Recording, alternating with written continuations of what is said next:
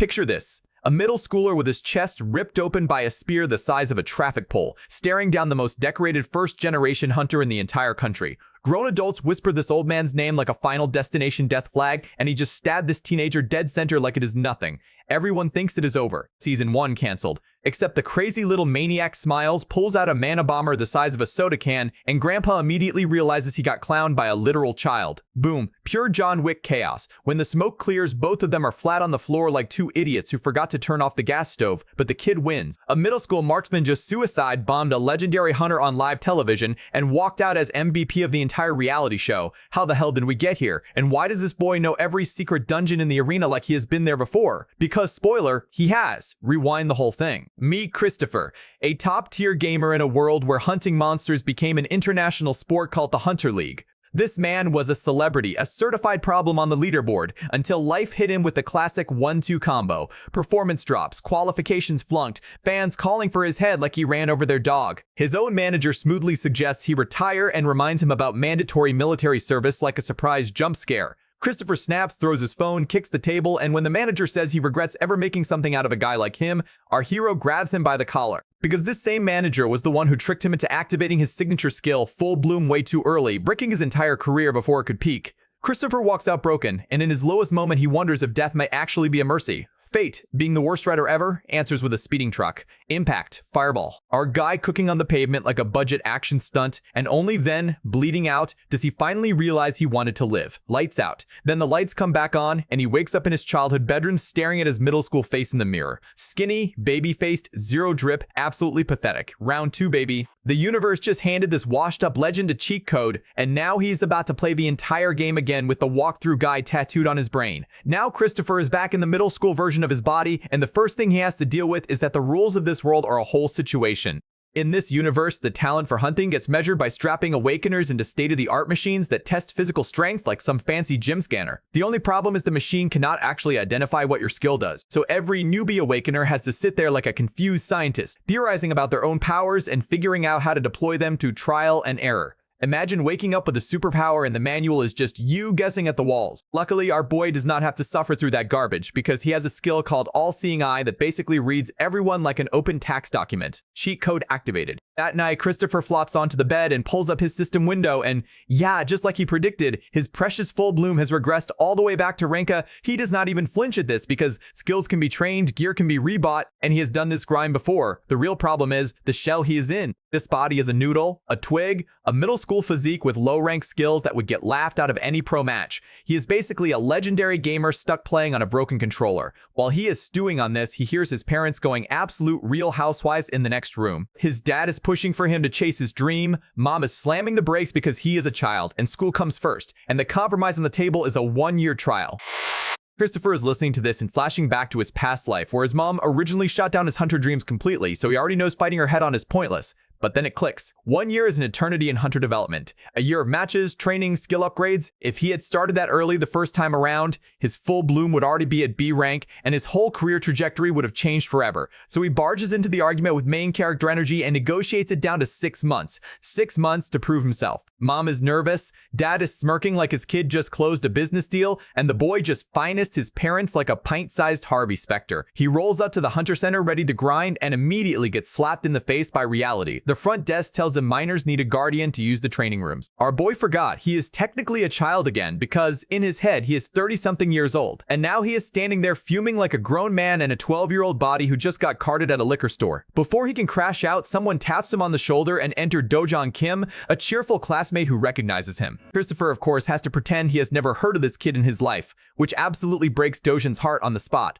Mind you, in Christopher's previous timeline, this guy grows up to be a close-range monster in the first division, friendly with the pros, one of those elite hunters who acts like losing is a rumor. But right now, he is just a lonely rich kid in the school's hunter youth club begging to be seen. Dojin offers to be his guardian, but the price is watching him train, which is basically this kid's way of saying please be my friend without saying please be my friend. Christopher agrees because nothing is on the line, and off they go to training room 3. On the way, Dojan spills his whole tragic backstory, how nobody at school shares his hunter dreams, how he cannot fit in with the older awakeners in the club, and how hunter fever has everyone losing their minds. The man is basically live streaming his insecurities, and Christopher is trying not to roll his eyes because he already knows this kid is a professional attention crier. Training begins, and Christopher, pure chaos agent, summons a tanker clone. For reference, a tanker is the raid boss of training dummies. Giant shield, defense crank to infinity, basically a virtual Mack truck with a grudge. Dojan immediately panics and tells him the training must be programmed wrong because there is zero chance a beginner cracks this thing. Christopher just smirks and basically tells him the tanker is only unscratchable if you are weak, which is diabolical work. Everyone knows the easiest way to break something durable is to hit it with something tougher, but our guy does not have that option yet, so he does what a real veteran would do. He goes for the joints. One clean spear thrust lands perfectly. Then he activates All-Seeing Eye, locks onto every weak point on this thing like a video game auto-aim sheet, and starts carving this tanker up like a Thanksgiving turkey. Arm, waist, final blow, done. The impossible dummy is now a pile of virtual scrap. Christopher's only regret is that he did not film it for clout, because this was some legendary stuff. And this is where the joke of the day begins, because Dojan's little brain cannot accept what he just watched. Let's pay P. So he convinces himself that Christopher must have lowered the tanker's defense to the minimum, because no way a schoolmate just did that normally. Christopher just lets him cope. Why ruin the kid's day? Dojan now thinks he too can slay a tanker with lowered defense, because clearly he is also a spear prodigy like his new best friend. Cute delusion. Love that for him. Later that night, Dojan is back at the facility, sweating buckets, trying to replicate Christopher's exact movements on a tanker with minimum defense. Nothing works, not a scratch. Meanwhile, a senior in the club named Jizu rolls up, this entitled senior who demands a formal greeting like he is the mayor of the training center. Dojan bows politely, and Jizu takes one look at the tanker clone and tells Dojan to his face that this idiot will never scratch that thing, even at minimum defense. Dojan is left frustrated and questioning his entire existence, which is honestly the natural state of Dojan Kim. On the train home, Christopher is doing the math, and the numbers are ugly. The Hunter Center gives basic facilities, but All-Seeing Eye is still only rank B, meaning he cannot use the really nasty attacks yet. Physically, he is barely above a regular fit adult, so his only real move is to brute force his way back into shape. Full Bloom speeds up his recovery, which is a small blessing, but the Guardian requirement is killing him. He is on his phone looking for places he can train solo when Dojan calls out of nowhere, asks if he is training, and offers to buy him dinner. Absolutely unserious behavior from this man. They meet up at a hangover soup spot, and Christopher immediately clocks it. This kid is loaded. Old money, silver spoon straight up his nose. Dojan just casually admits being born rich, makes the hunter path way smoother, and Christopher cannot even argue because gear and tests out here are not cheap. But then our hero's spider sense kicks in. This middle schooler in front of him is the exact same attention-starved personality type he knew in his first life. Same flavor of loneliness, same desperation to be important. So he cuts the small talk and tells Dojan to get to the point. The kid spills it. He wants advice. He failed to beat that tanker clone even though he copied Christopher's exact movements. So he came to ask the master for tips. And just as he is about to get deep into it, 3 guys in matching team outfits walk in and start trash-talking him. Welcome back to Jizu, everybody. Yes, the same guy from the training center. Now he is publicly embarrassing Dojan in front of a whole restaurant, telling the table that Dojan claimed his friend took down the tanker and nobody believes him, which is frankly pathetic from a senior. This is your teammate, my guy, not your ex. Christopher watches this and his reincarnated soul just snaps, because nothing annoys him more than arrogant deadweight blocking talent. So he stands up and very loudly announces to the whole place that you do not need to alter any settings to take down a tanker. The challenge is nothing if you know the method, and he even throws in a compliment to Dojan for having the guts to try while cowards stand around mocking him. Surgical, absolutely surgical public destruction. Jizu catches fire immediately, puts his feet up on the table like a budget mob boss, and tells Christopher he could kill him with one attack, then gives him 3 whole seconds to do something. Our hero is just looking at this guy like he wandered off a straight-to-streaming gangster movie. The unseriousness is offensive. So Christopher stands up, realizes dinner is canceled anyway, walks over and just casually punches Jizu in the mouth. The friends panic, rush over, scrambling, and our boy is already doing math in his head because his whole philosophy is simple. Always take first blood. Jizu tries to swing back. Christopher dodges like he is in bullet time, counters with a clean left jab, and now the bully realizes he is cooked in hand-to-hand. So he does what all losers do when they lose a fair fight. He pulls out the superpower. Turns out this clown is a gravity bender. He gathers his mana and cracks the floor under Christopher, who only dodges because All-Seeing Eye is screaming incoming danger in his skull. Full floor collapses where he was just standing, in a restaurant, in front of civilians, while Dojan is frantically evacuating customers like an usher at a horror movie. Christopher realizes this spoiled senior is fully willing to murder him in public over a verbal L, which is wild behavior. Another gravity attack flies, a table goes airborne and almost turns our hero into wall art, and now it is on. Problem is, his eyes can dodge forever, but he cannot close the distance because Jizu is keeping him zoned. So our boy goes full Street Fighter and picks up a plate off the floor and yeets it at his face. Jisoo smirks and uses gravity to stop it midair, real smug, then immediately catches a second plate of food straight to the forehead. Absolute comedy. Christopher is just spamming plates at this man like he works at a wedding nobody invited him to, and Jisoo is cooking in his own rage. Then Christopher hits him with the galaxy brain move. Every skill in this universe has a cooldown, and our hero knows what happens if you violate it. So he keeps forcing Jisoo to spam gravity over and over until, right on cue, the kid's hand starts trembling and the skill shuts down. Completely defenseless. Gravity bender with no gravity, just a crying senior with a plate to the face. And then Christopher truly pops off. He vanishes from Jisoo's line of sight, and suddenly a voice shouts heads. Jisoo covers his head in panic. Boom! Punch to the dome from Christopher. Jisoo covers his head again. Next shout, heads. So he covers his stomach expecting a fake out. Punch to the head again. This is like watching a middle schooler play a fighting game against a guy using no controller, just screaming directions at him. Jisoo eats shot after shot until his lights just go out. Christopher finally stops and looks around, and oh no. The restaurant looks like Final Destination 3 happened inside. Broken floor, shattered plates, flipped tables, the whole shebang. And technically he is the one who threw the first punch. Him, unharmed. Jisoo, beaten into sleep mode. Dojan and the friends have already bounced. And of course, on cue, the police show up. So Christopher does the most shameless Kevin Spacey and Usual Suspects thing ever. He smears dirt on his own face, drags Jisoo up, splashes water on him to wake him up, and then belly flops on the ground pretending to be the victim. Jisoo opens his eyes, sees a beaten-looking Christopher laying there begging for mercy, and is so confused he still tries to go for revenge. And that is the exact moment Dojin walks in with the officer pointing at Jisoo like jury and judge combined. Taser comes out. The gravity bender gets dropped like a malfunctioning vending machine. Christopher walks away scot-free with an Oscar performance that Denzel would nod at because he knows Jisoo is way too proud to admit he lost to a random middle schooler, and even if he tried, the crime scene is screaming his name. Back at the training center, Dojan drops the tea that Jisoo got absolutely roasted by the rest of his team and is probably about to get expelled from the squad, which warms Christopher's heart like a Marvel villain origin moment. Dojan asks if he wants to rest. Our boy just summons another clone. Rest is for people without a cheat code. Christopher grabs his spear, charges, leaps into the air, and screams heads. Why? Because Full Bloom just gifted him a new talent for beating a worthy opponent, called Calling Your Attack.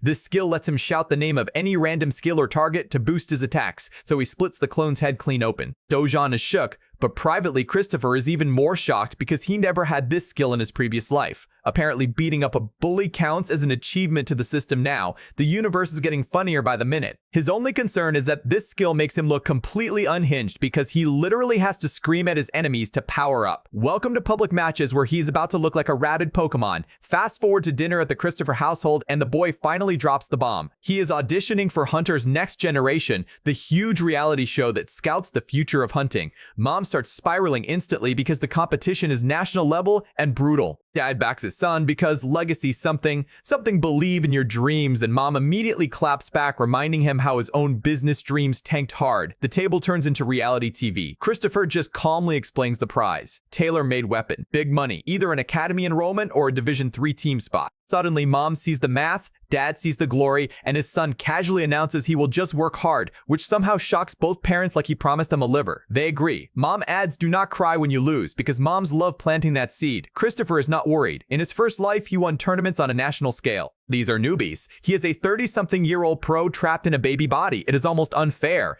Cut to Christopher on screen holding 2 pistols, passing the 3-minute clone test for Hunter's Next Generation like he is playing on easy mode. Meanwhile, the 3 judges have already been introduced off camera. Judge Orojo, Minsuk Lee, and Suyuk Min. Orojo asks Minsuk why he took this judge gig after saying he did not want it, and Minsuk explains that even though he is an international hunter, he wants to focus on his homeland and find a hidden gem. Suyuk Min, being that guy, says if he is that good, he should be in the pro leagues and the academy already provides talent. Minsuk fires back that real talent comes from the weird ones, the eccentric freaks who shine with guidance. Orojo just rolls her eyes and tells him to focus on the contestants. While Minsuk hints that if he ever showed her a guy named Ethan, her whole opinion would flip. She brushes it off. All 3 have the same voting power anyway. Our hero logs into the show's site and immediately sees the problem. The first audition is a written test. Detailed, academic-style questions clearly designed for study nerds. Christopher is a fighter, not a quiz boy. First question is about his job before hunting. He puts none. Second one is about how he handles group problems, and he answers in perfect sociopath fashion that he takes the lead and forces everyone else to fall in line. I cannot stress enough how unhinged that answer is on a written test. This man is writing a cover letter for a dictator position. He drinks some water, keeps going, and starts sweating because this thing is actually harder than he thought, so he is banking everything on the practical test to save him. Then he finds the third part of the audition, clicks the link, and gets teleported into a whole different space, which even he finds impressive because hunter skills being tied to personality and experience is wild system design. The rules drop. He has to beat waves of clones in 3 minutes, and the weapon is shaped by his imagination. Cue the smirk. Cue the mental click. Cue the legend crafting a pair of jewel pistols like some devil-may-cry nonsense. See, in his past life, his signature move was dual guns imbued with arcane power, but he knows he cannot do the imbued version in this test. That is fine. He will make it work. All-seeing eye activates, the first wave of weaker clones pops in, and he starts hitting them like John Wick at a target range. Meanwhile, the judges are watching this, and Orojo is having a full-blown meltdown. She is telling Suyak this is basically hacking, because according to her, any hunter with guns could clear the wave. She is also still mad about his written test answers, calling him problematic because he did not take the question seriously. Suyak agrees that guns are not really hunter weapons since you cannot properly imbue bullets with mana. It dissipates as the bullet flies, which is why most pros use melee or slow-range weapons like bows and crossbows. Min-Sik Lee, the only one here actually paying attention, points out that only someone as talented as this Ethan guy could fire mana-packed bullets fast enough to matter, and now he's intrigued. Suyak, to Orojo's horror, flips to Min-Sik's side, saying even if Christopher did not plan this, he clearly bent the rules in a smart way. Min-Sik adds that if they hate his vibe, they can drop him in the later rounds. But this boy thinks about firearms differently. He even theorizes that Christopher might believe guns have a real future in the Hunter Leagues, but dismisses the idea. Meanwhile, our hero, watching the timer tick, just drops to 1 gun and finishes the rest of the test with that. Min-Sik Lee is quietly praying he is wrong about this kid, because something about him already feels like a plot twist. Meanwhile, in another room, Dojin is getting interrogated by a coach about the fight at the restaurant. The coach finds it bizarre that Christopher came out with no serious injuries, because Jisu's gravity skills should have done real damage, yet somehow Jisu is the one in bad shape. Dojan, bless him, cannot fully explain it. The coach changes tracks and asks if Dojan is joining the show.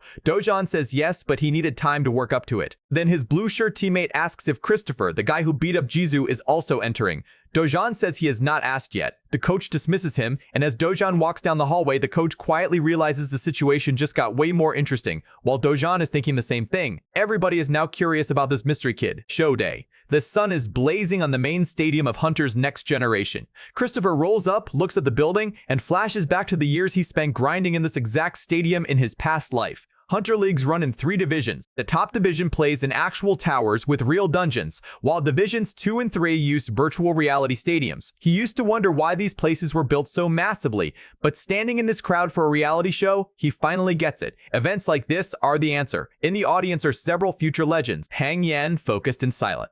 Heju Yu, waiting calmly. A third qualifier named Mong Jiang scanning the stadium.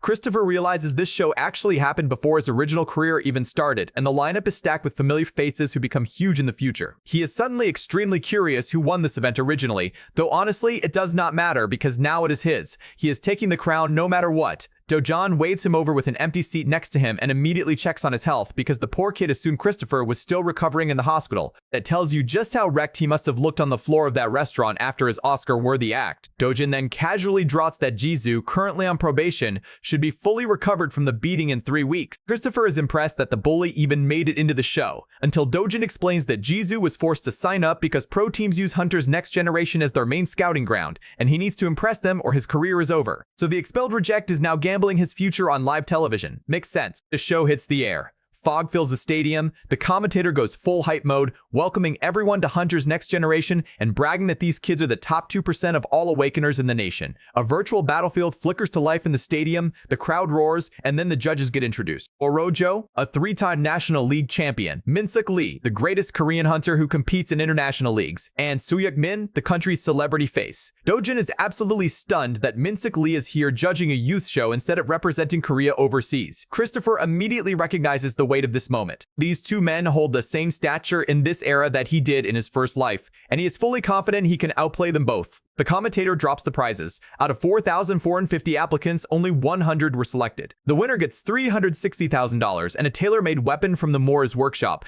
Even the regular stuff Mora puts out is priceless gear. A tailor-made piece is basically a legendary drop, and Christopher Christopher is mentally doing backflips because this alone could push him back toward his prime wave faster than expected. Orojo takes over and explains the first challenge. It is a survival battle inside a real hunter dungeon called the Land of the Lost Souls. The challenge ends when 80 contestants have been eliminated. The top scorer gets a little bonus for the next round. Just like that, all 100 contestants get teleported inside. Christopher's eyes go wide. He knows this place. He knows the nature, the map, the core mechanics, and the kicker. He even knows about the hidden dungeon inside it, because the actual pro finals were held in this place in his future timeline. Meanwhile, Orojo was watching the screen, dead convinced Christopher cannot cheese a survival game the way he cheesed the practical test. Survival requires actual hunter instincts, and you cannot fake those. This whole first round is her personal mission to humble this cocky kid, to prove to him that the Hunter League is serious business. The other two judges are busy admiring the overall talent of the 100 rookies when something catches their eye. One of the hunters is walking away from the combat area. The screen zooms in. Guess who it is? Yeah, our boy. Standing in front of a weird structure that, according to Orojo's panicked expression, should not be known to anyone in the building, because that structure is where the dungeon's artifact is hidden.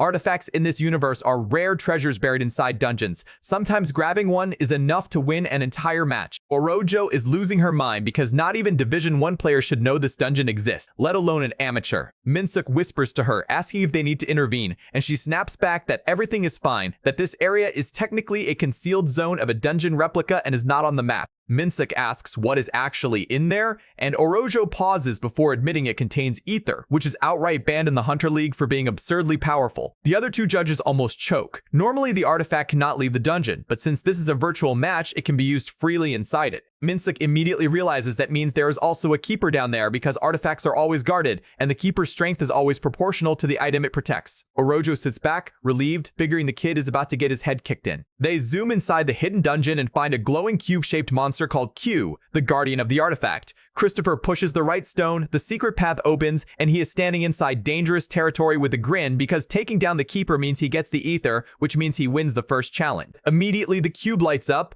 reshapes itself like some living Rubik's nightmare, and fires a giant laser beam that our boy dodges at the last second. Christopher is honestly relieved he fought this thing in his past life, because without that memory, he would already be a stain on the wall. He remembers this cube was labeled as a futuristic relic found in the ruins of a tower, and in his previous life he actually defeated it in the finals to win the whole thing, which is why he knew the ether could even be used here. So he does the most Galaxy Brain thing. He uses his arcane weapon transmutation to reshape his sword into a crowbar. Yes, a crowbar. Our hero is about to fight a legendary artifact guardian with Home Depot gear, and the funny part is this skill works exactly the same way it did in his past life. He charges the cube, wedges his crowbar between two of its segments, and pries a piece loose like he is breaking into the world's fanciest safe. He kicks the fragment, smacks it with the crowbar, does a clean flip to get distance, and lands with a stolen piece of the monster in hand. Because here is the genius move. A fragment of a super durable monster is just as durable as the rest of it, meaning the only thing that can damage Q is Q itself. Q reforms into two giant crushing hands, comes down to smash him flat like a Thanos snap, but right before the palms collide, Christopher slips the stolen fragment between them. The hands crush. Q cracks. The keeper literally destroys itself because it just smashed its own material between its own hands. This man outplayed a guardian using kindergarten logic and a lockpicking tool. He grabs another piece off the ground just in case, because this nerd is always prepared. Then he walks straight to the prize. The ether sits on a golden shrine inside a luxurious chest like the final boss loot in a triple Aribi. Even knowing this is a virtual copy, Christopher is getting emotional seeing this thing again after so long in his past life. Everything is running exactly as he predicted. He claims the artifact and immediately imbues it into his blade, but then something snags his attention and a huge smile creeps across his face. The system just considered taking down a keeper as an achievement and rewarded him a skill that lets him replicate the power of the artifact outside the dungeon.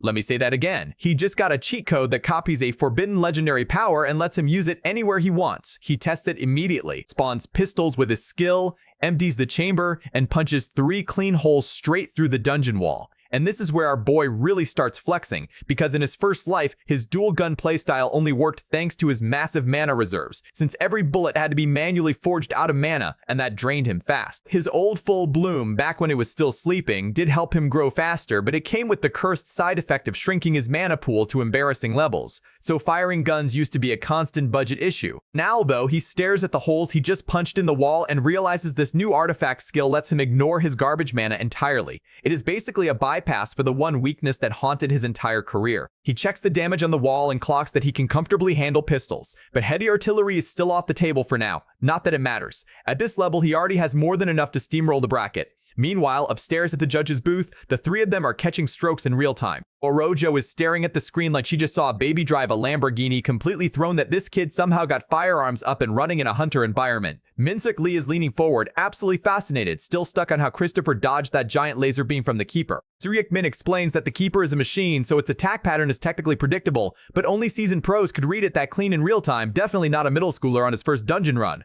Orojo tries to cope by telling herself he must have some hidden clairvoyance skill in his arsenal. Then it hits her again. Not only did he dodge the Keeper, he literally used a piece of the Keeper's own body as a weapon to kill it. That is big brain energy. That is low-key move energy. She frowns so hard her face almost folds because Minsuk's annoying little catchphrase about the truly talented hunters being the weirdos is now replaying in her head on loop. This woman is getting bullied by karma. Back inside the land of the lost souls, we cut to another future legend named Hyo Yan. This young man is moving through the trees like Tarzan on a Red Bull binge, branch to branch, full-on Assassin's Creed parkour. He checks his stats and smiles because he is sitting at the #1 spot with the highest kill score, meaning Team 1 from the capital's private academy is running the script exactly as planned. Hangulin, as he is also called, lands back on the ground, thinking that a few more eliminations in this first trial is in the bag. In his mind, nobody is touching him in a one-on-one. He is the main character of this arc. Then out of nowhere, loud gunshots echo through the forest, and his whole confident swagger just evaporates on the spot. Cue Christopher, who is stressing out because 20 contestants need to get eliminated and he is running out of time. Originally, his genius plan was to just kill everybody and sweep the whole round as #1.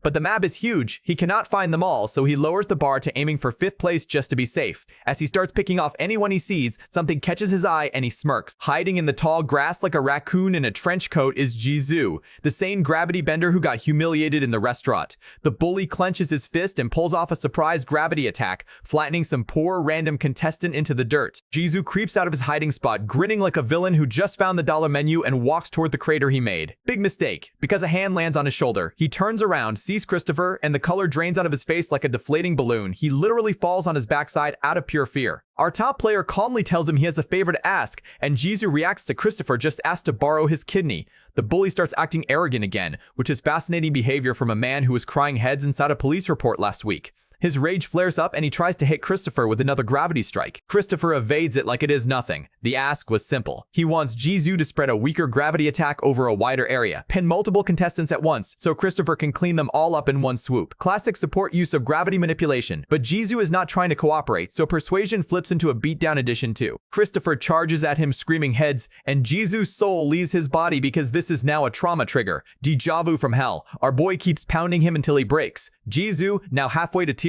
asks what Christopher actually wants, and when Christopher confirms he wants an alliance, the bully still refuses. Big mistake again. Christopher smiles, spawns a pistol out of thin air, and fires a warning shot right next to Jisoo's leg. Then he points the barrel at the guy's forehead and calmly explains that refusal means elimination. Jisoo very quickly, very suddenly becomes the most cooperative man in the dungeon. Welcome to Team Persuasion. A little deeper in the dungeon, 2 contestants, a spearman and a swordsman, are busy clashing blades when 2 shadows appear behind them. Gravity attack locks them both in place, then Christopher pops both of them with clean bullets. Jisoo is honestly annoyed, like he wanted the credit for the kills, and is slowly realizing he just became Christopher's unpaid intern. As the duo starts moving again, something new happens. A flying sword suddenly zips through the air at them. Jisoo on instinct uses his gravity to stop the blade mid-flight. Christopher smirks, because his loud gunshots have been pulling bigger fish into the net. Just like that, the duo comes face to face with a team of 4, and one of them is Hangulin himself, the sword prodigy. Now a small league lesson. The Hunter League is a team sport, and every team needs defensive specialists too. Jisoo's gravity power is strong offensively, sure, but in team play its real value is as crowd control support. This is exactly why the judges watching on the monitor start asking if Christopher is about to dump Jisoo now that he has served his purpose. Orojo is convinced he will not, because if that was the plan he would have done it already. They then notice the 2 are talking, and Orojo realizes something way more interesting is happening. Christopher is actually recruiting Jisoo as backup support. Her colleague is stunned because these 2 should not even know each other this early. Minsuk Lee briefly wonders if the kid has a skill that reads other Awakeners' powers, then shakes it off. Suryuk Min agrees that this combo is actually really efficient, since Christopher can snipe targets Jisoo freezes in place with gravity. But Minsuk points out that this combo is about to get tested hard because they are running into one of the best talents in the whole show, and our hero, standing there looking at the team of 4, has his own realization hitting him. The best way to win a fight is not strategy, not coordination, not equipment. The best way is to outnumber your opponent. Raw numbers crush everything. With only one support next to him, the math looks bad for Christopher, and he knows that is exactly what this team of 4 is thinking too. Before he can finish that thought, a levitating sword comes flying at his head and he has to dodge. Hangyul Yan, the sword prodigy, tells him it has been a while since he had a fight like this, and points out it is clearly Christopher's first time. Then he adds that he specifically wants to take out Christopher because he is using guns, calling it the professional choice. Our hero is smirking internally because in his first life, the grown-up version of this guy could control dozens of blades at once, but teenage Hangyul here is limited to just one floating sword, which makes countering bullets way harder. Hangyul takes cover behind a tree to dodge the gunfire, and Jisoo, classic opportunist, immediately tries to run the other way. Christopher has to mentally note that this teen version of the prodigy is way more tactic-heavy than his adult self would ever be. Then a sword slash comes flying, Christopher evades, pistol whips the attacker with the butt of his gun, and snarls that this guy is still a green hunter. Christopher slides behind him, tells him that a gun at point blank never misses, and drops him with a single shot. But Hangyul is not done. He recalls his floating blade and starts chasing him across the forest. Christopher runs while activating all-seeing eye, and instantly the hiding spots of every remaining contestant light up in his brain like a tactical map. He jumps into the air, lands a clean headshot on the first hidden rookie, spins around, spots a terrified archer girl frozen in place, and takes her out with one squeeze of the trigger. Just like that, 7 eliminations stacked up on his kill counter. Now the forest is basically empty, just him and Hangyul. Christopher fires at the floating sword to knock it to the ground, and Hangyul recalls it to his hand. Frustrated, Christopher spins his guns and unleashes a barrage, which Hangyul deflects using pure sword mastery. Even with slower bullets from his low mana, Christopher is genuinely impressed by this kid's reaction time. But he is also faster than him, so he unloads another wave. This one is heavier. Hangyul is now stuck blocking purely on defense, unable to counter. Christopher locks onto one of his deflected bullets with all-seeing eye, then shoots it back with a trick shot, putting wicked spin on it so it curves through the air like Messi on crack. The bullet is about to nail Hangyul, and Christopher is already mentally smiling because this one was over. Then the stadium alarm blares. Round over. 20 survivors teleported to the podium instantly. Christopher is standing there fuming because he was one trigger squeeze away from taking the sword prodigy down and the universe cockblocked him at the last second. On screen, the judges appear. Orojo thanks the contestants for proving themselves, reminding everyone that real hunters are a tiny fraction of all awakeners. Her colleague drops the wholesome line that they are not looking for league entertainers, they are looking for warriors like the original first-generation hunters. Next round drops in 7 days at the stadium. Everyone is told to go reflect on their weaknesses and use the free training rooms. Then the final scoreboard appears, and Christopher's face just folds in half. Because despite all that chaos, all that cinema, all those clean shots, he only finished 5th with 7 eliminations. 5th place. He is seething. Then a system notification pops up. Because he completed the mission, Full Bloom just rewarded him a permanent copy of the legendary artifact. So 5th place hurts, but the consolation prize is a cheat weapon upgrade that can never be taken away. Math checks out. Dojan Kim rolls up, excited, congratulating him on making 5th. Christopher asks if he qualified, which he did, and Dojan immediately starts asking how on earth Christopher had pistols, because everyone in the audience was losing their minds over it. Christopher gives a vague, mysterious, definitely shady answer, and Dojan just nods along because he is the easiest friend to gaslight ever made. Before Dojan can dig deeper about how the guns were actually functional, a staff member calls Christopher away for his interview. Camera rolls. The interviewer opens with the classic, "Why did you join the show?" Our boy confidently answers that he is simply the most suitable contestant. Incredible humility. The guy congratulates him on surviving round 1 and asks for a review. Christopher basically says he passed despite performing terribly, which is peak delusional king behavior. Then comes the rival's question. Christopher says no one caught his attention, not even the sword prodigy, because he is not about to call someone a worthy rival when he is not ranked first. The interviewer tries to clown him for that, since he is not even the leader of the board, and Christopher doubles down saying the real fun only starts when he dominates from day 1. The interviewer and the cameraman exchange looks like they just found their breakout star. Cut to the cafeteria later. Dojin is visibly salty, picking at his food like it wronged him. Christopher asks what is wrong, and Dojin vents about his own interview. Apparently, the interviewer tried to compare him with his senior, meaning Jisoo, which is absurd because Dojan could never publicly trash his bully the way Christopher could. Then Dojan drops a bomb. He told the interviewers that he sees Christopher as his rival. Christopher is internally screaming, wishing they had used Jisoo for that headline instead, because being publicly branded as Dojin Kim's rival is not the aura he wants on national TV. Dojan flips the question, asks about Christopher's interview, and Christopher casually says they asked him to predict the winner of the round, and that he obviously predicted himself. Dojan, sweet little delusional boy, says he predicted Hanju and Hangyul Yan, the 2 true prodigies of the academy, both of whom he is convinced are going pro. He even says Christopher would understand if he ever watched them fight at school. Christopher immediately gets annoyed because Dojan is speaking about 2 teenagers like they are already untouchable and snaps at him for underestimating himself. Dojang gets shocked. Christopher tells him straight up that if he keeps thinking that way, he will never amount to anything, and that he needs to change his mindset. Then he stands up, tells Dojan to enjoy his meal, and heads off to train. Walking out, Christopher realizes he was harsh, but he knows the lecture was necessary, because talent is not as rare as people think. Almost everyone has roughly the same potential, except for a tiny handful of freaks, and what really separates winners from losers is raw determination to reach the goal. He knows firsthand how much damage a kid can do to himself by thinking he is small. This is not theory, this is veteran trauma. Then he gets tapped on the shoulder. New character alert. Enter Han Jin, a rival of the sword prodigy, who introduces himself as the guy who always loses his spars against Hangul. Polite little dude. Asks Christopher for his name, and Christopher gives it, then asks what he actually wants. Han Jin tells him that the sword prodigy was exhausted after the first round, which is juicy intel, but then Hangul Yan himself rolls up, grabs Han by the collar, apologizes for his friend's rude behavior, and drags him off just as Han was about to beg Christopher to share his secrets. Christopher is low-key confused about how these two are actually friends despite being in the same academy, but something feels off. So he activates All-Seeing Eye and scans the entire academy crew's stats. He throws his empty cup in the trash, and his smile drops. Their numbers are straight up beyond him. Every academy student is statistically miles ahead of him. That first round win was basically carried by the artifact and a little bit of luck.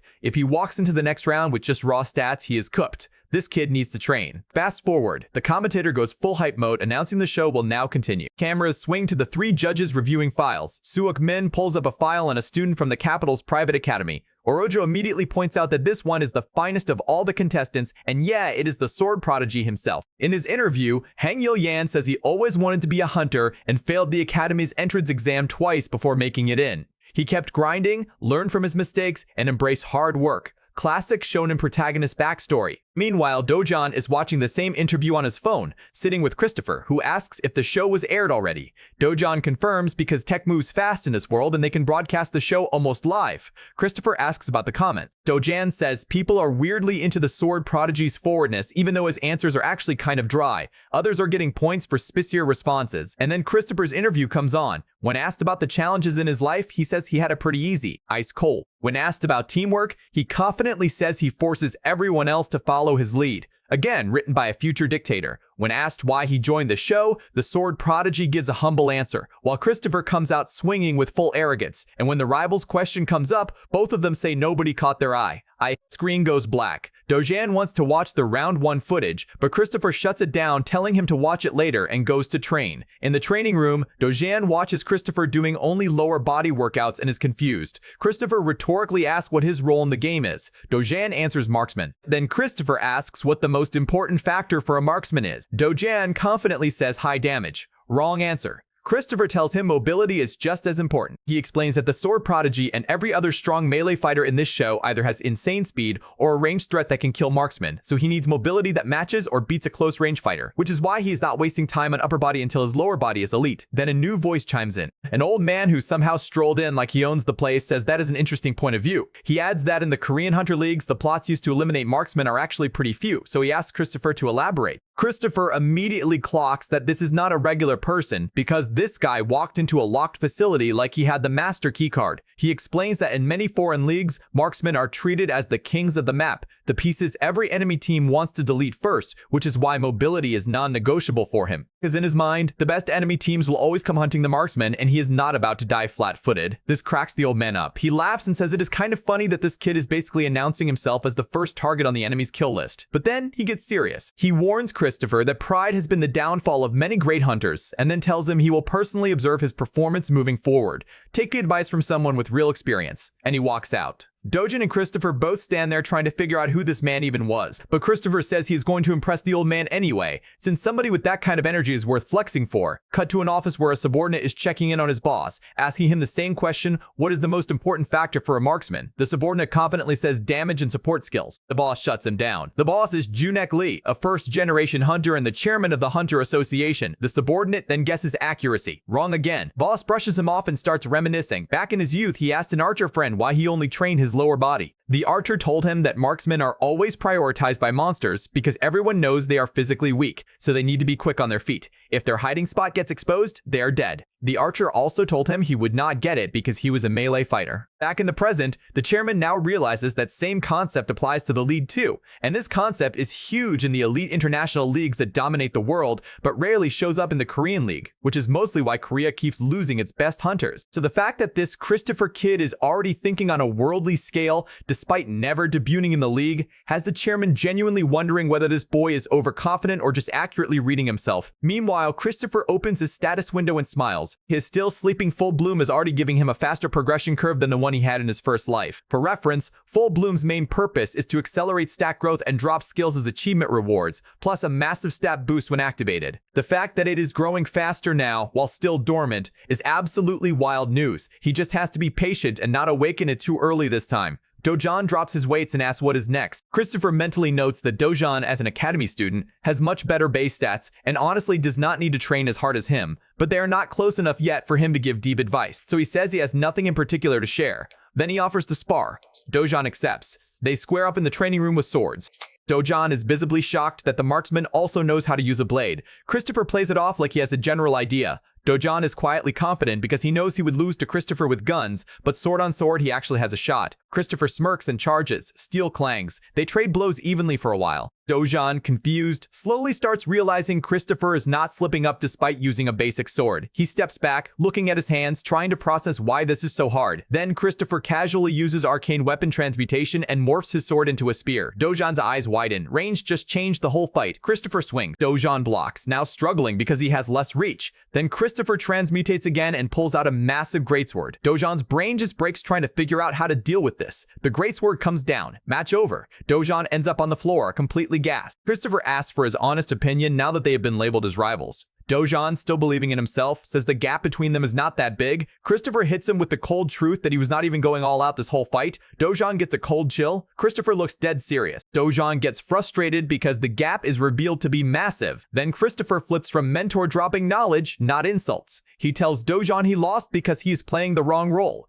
He breaks down Dojan's strengths, quick reflexes, fast mind, sharp decision making, and points out that those traits are wasted on a straight up sword. His hero proposes switching to a rapier, a weapon built for rapid thrusts and speed. Christopher morphs his blade into a rapier to demonstrate. In his words, with the right weapon, Dojan could dominate opponents with relentless fast thrusts. Dojan stands there amazed, wondering if he can actually master a rapier. A whole new path just opened for him. Later that day, as they walk out of the training ground still chatting about the rapier switch, Christopher spots something that tilts him. Some random guy is watching a screen and mocking a hunter for being proud after sparring with a weak academy student. Christopher glances at the screen and realizes the hunter being mocked is him, which means this guy has been spying on his entire sparring session. The guy clearly has beef. Christopher, being a certified troll, walks over and says right to his face that this trash talker probably could not even beat a weak academy student. The guy snaps. Christopher provokes him harder and challenges him to settle it in the training room. The guy accepts immediately, but there is a catch. This guy, Junsung, had the same score as Christopher in stage 1, meaning his stats are actually decent. If Christopher goes brute force, he is losing. Also, his pistols are no secret anymore, so that surprise advantage is dead. He's going to have to outplay him. They square up in the training room. Junsung suggests they start, and Christopher agrees despite knowing his odds are shaky. But his ego is too strong to back out now. He charges first. Junsung dodges with ease, puts distance, and throws 2 knives. Christopher bats them away with his sword. Then Junsung smirks, and 2 more knives suddenly come at Christopher's back. Christopher cannot dodge in time, but right when it looks bad, an invisible shield appears, deflecting both knives. This is the copy of the artifact he permanently got as a reward.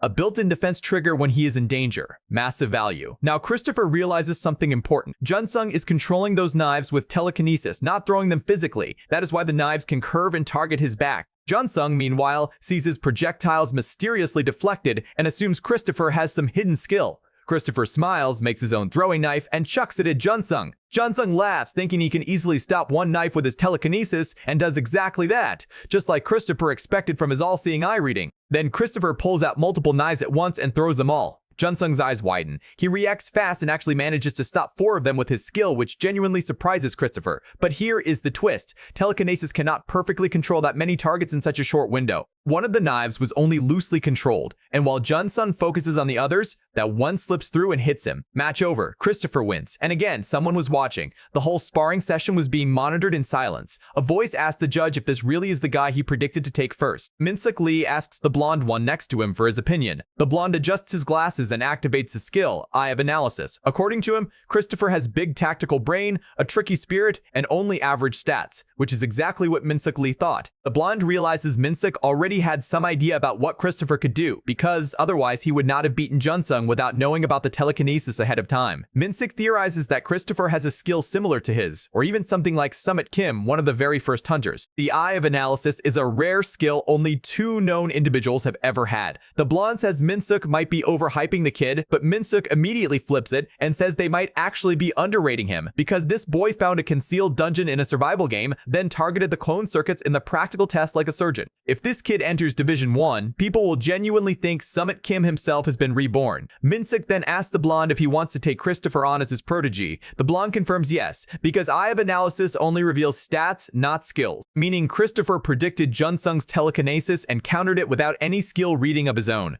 That is raw deduction. Min-suk even replays the knife trick in his head, genuinely impressed, and asks the blonde if Christopher already has a team lined up. The blonde says unfortunately yes, it was already decided by the show's sponsors. The blonde is visibly annoyed because he is fully locked in on acquiring this kid now. Back in the training room, Christopher is still trying to figure out what exactly the system considers an achievement, because the rewards keep dropping at weird times and he cannot fully predict them. He decides to figure it out later. Dojan walks in hyped, claiming he could probably beat Christopher now with his new rapier. Christopher literally walks away saying that is ridiculous. Dojan, undeterred, yells after him that he has gotten stronger. Christopher silently admits his swordsmanship has improved a lot since the advice, which is true, but the stat gap between them is still huge. The 2 middle schoolers exit together, chatting about how much Do-yan has grown. Cut to a classroom. Cameras are set everywhere. The door opens and Do-yan walks in. Christopher is confused why they are sitting in a classroom like it is homeroom and immediately assumes they are about to get lectured. Sure enough, the 3 judges walk in. Orojo greets the 20 contestants, saying she hopes these 7 days of training made them stronger, though she is well aware some grew and some did not. Either way, she says they all still have a long road ahead. Her colleague adds that despite their potential, they are nowhere near professional level yet, which is why, for this stage, the judges assembled a team of instructors. Teachers walk in. The judges explain that each instructor is an elite hunter who has competed at the highest level and racked up serious feats.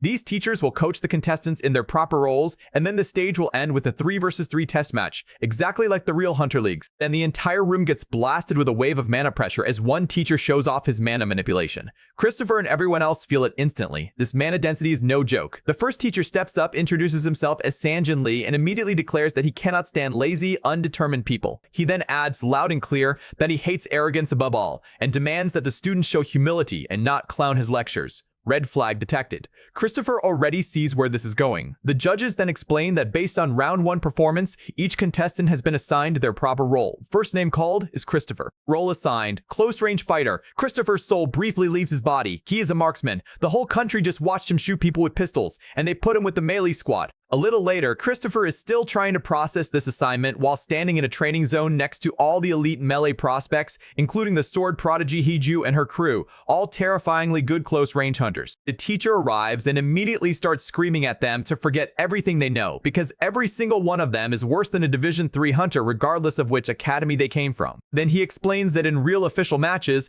everyone uses advanced gadgets like the air anchor and the airbit, meaning all the real fights happen in the sky. Meanwhile, these rookies are still stuck on the ground like NPCs. Even the weakest Division 3 hunters are already fighting mid-air. Christopher notes internally that this is basically showbiz, because aerial combat with gadgets is pure spectacle for the crowd. Then Sanjin declares that he refuses to teach any close-range student who cannot master these gadgets. Training begins. Most students immediately tangle themselves up in their own wires like ungraceful puppets, and Christopher almost feels bad because learning this stuff for the first time is genuinely brutal, but he already mastered it in his past life, so he is not worried. He is just testing his reflexes. Meanwhile, Sanjin is on a rampage, screaming at one student for being so weak he will never survive Division 3, screaming at another for strangling himself with his own cable. So he calls Dojan over to come down, telling him he is doing it all wrong. Dojan lands. He snaps at Christopher for not training himself when he is literally about to fail the test. Christopher tells him to worry about his own business because he is definitely going to fail as is. Then Dojan asks for the proper technique. Christopher breaks it down like a veteran. To maintain balance, the swordsman has to generate a mana rope of the right size and pour a steady,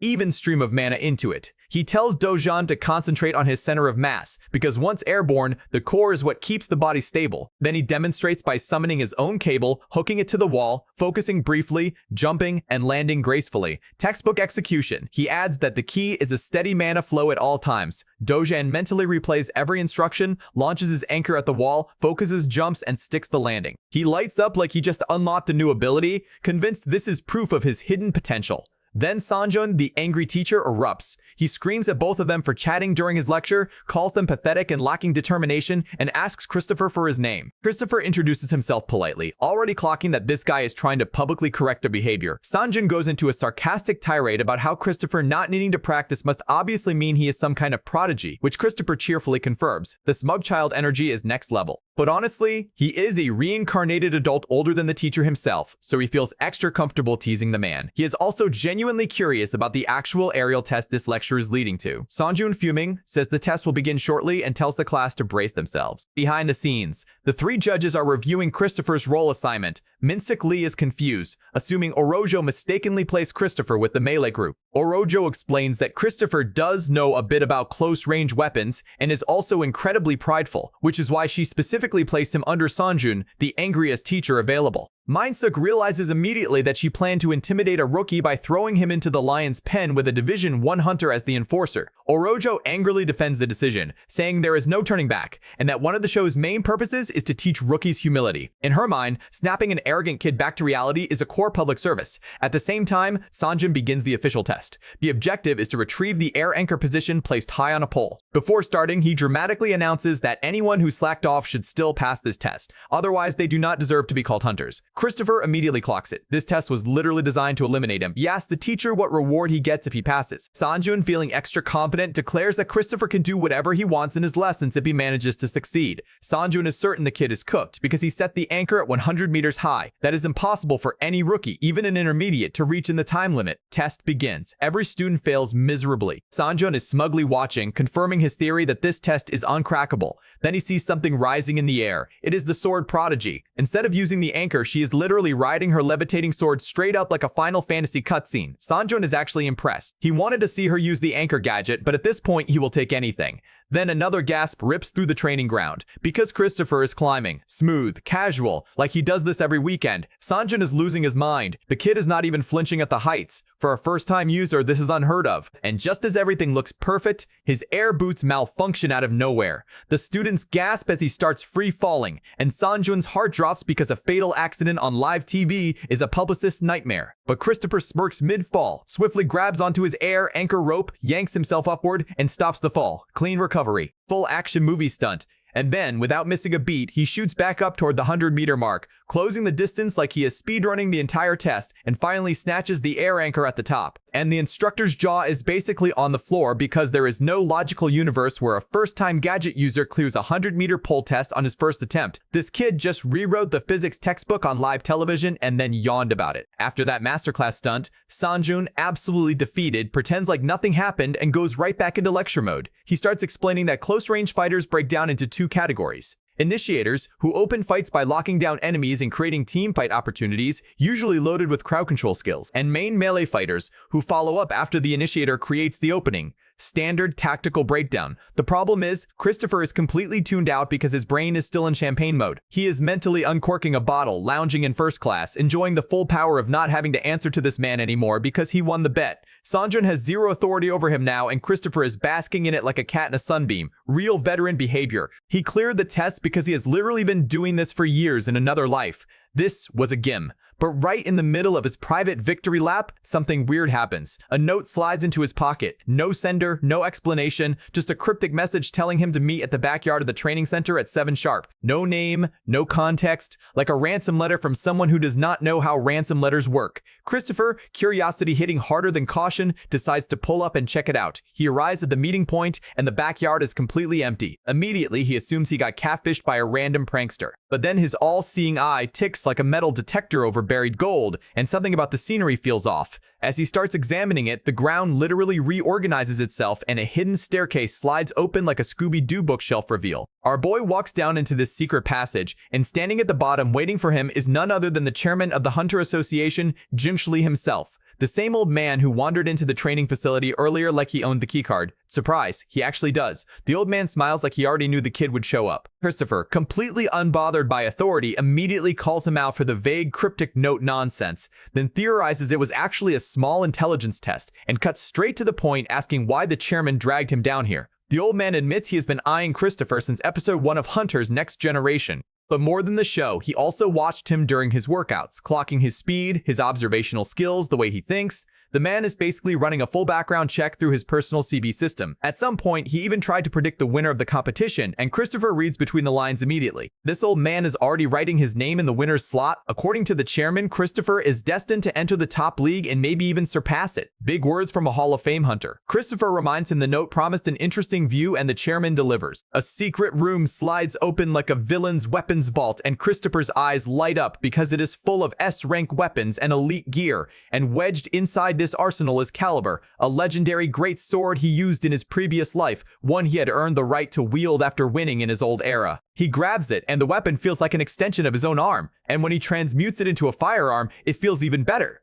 It is like meeting an old flame again and realizing she is still standing on business. Jim Schley gives him the options. He can lend them to Christopher, or he can just let him own them outright. The chairman then drops that every single piece in this room is leagues above anything the Mora's workshop can make. Priceless gear, and Christopher, instead of drooling, hits him with the most veteran line ever. He says these are just tools in the end, then tells the chairman to stop wasting time and cut to the chase. The old man is genuinely amused because normally people trip over themselves trying to suck up to him, and this middle schooler just told him to get to the point like he is a lazy waiter. The chairman finally unveils the offer. Join the Hunter Association and he gets full access to every weapon in that room. Christopher asks what the other benefits are. The chairman asks if he knows what the association offers members. Christopher confirms he does and then flatly says those benefits do not do anything for him. And then he declines the offer, straight up. Walks past the old man toward the exit like he is running late for brunch. The chairman is absolutely floored because this is the Hunter Association of the country, and this child just said no like he was refusing a timeshare. The chairman calls him out for being dangerously overconfident, dropping that he has seen countless talented hunters fail to break into Division 1. Christopher responds that he does not care about any of that because he only cares about himself. Then he thanks the old man politely for the tour of legendary weapons and pieces out. The chairman is left alone in his underground vault, blinking into empty space, trying to process the fact that a literal middle schooler just big dogged him. Christopher's internal math is simple. He is already guaranteed a tailor-made weapon from the Mora's workshop if he wins the show, and with his knowledge from his past life, he is confident he does not need an association handout, and if things go bad, he can just build his own team. He has the cheat code. He does not need anyone's cheat code on top. Cut to the classroom. The door opens and Dojin rushes over, worried Christopher will be late. Christopher calmly says he is responsible, and Dojin fires back that Christopher always makes him anxious, reminding him of that unhinged bet with the teacher. Christopher reassures him they will not get disqualified for being a little late because the audience would riot if the main character no-showed on live TV. Dojin asks where he was, and Christopher casually says he was just meeting with an old man like he was grabbing lunch with an uncle. Internally, he is reviewing the math again, fully certain he can win without the chairman's help. He starts thinking about the possibility of building his own team later, and for a reincarnated top-tier pro, that idea actually sounds kind of fun. Then the judges kick things back to the main event. The 3-on-3 fights are starting in the urban zone. Losers get booted from the show, winners move on to the next stage. Orojo, fully in content creator mode, is hyped to watch who survives. The judges also drop the surprise prize. The winning team gets a mana flow stone each, which is a massive boost to mana quality. Exactly what Christopher needs to unlock his ether and future skills. He is now foaming at the mouth. Min-Suk Lee then reminds everyone that the matches are being broadcast live, and these are the real qualifiers. No safety net. Orojo adds that whoever scored highest in their class gets first pick during the team draft. Contestants are sent to the waiting room to pick their teams while the broadcast cuts to a commercial. Off the air, Orojo is plotting like a cartoon villain. She is obsessing over how Christopher dominated the first stage on raw arrogance alone, with zero regard for others, which is why she specifically designed a team fight as the ultimate mousetrap for him. Min-Suk immediately catches her staring holes into the screen and calls her out for being fixated. She pushes back, saying the 20 survivors are genuinely not ready for real team fights, especially aerial combat, but then drops the truth. She wants Christopher humiliated. She wants him out. According to her, no matter how good he is with aerial gear, a lone wolf becomes prey when left alone on a massive map like this. His low stats will also punish him because the arena requires fast cross-map movement. Min-Suk accuses her of being obsessed, and then she finally drops her real feelings. She actually believes in his potential. genuinely, but she thinks losing early would actually be good for his growth. The third judge backs her up, agreeing that a cocky green hunter can get wiped out by one careless second even at the top level. Minsuk, like the philosopher of the group, counters that pride and winner's confidence are two sides of the same coin in a league this competitive. And then he smiles and says he is looking forward to seeing how the kid performs in the trap his colleague built. This entire judge table is basically running a private fantasy league about this middle schooler.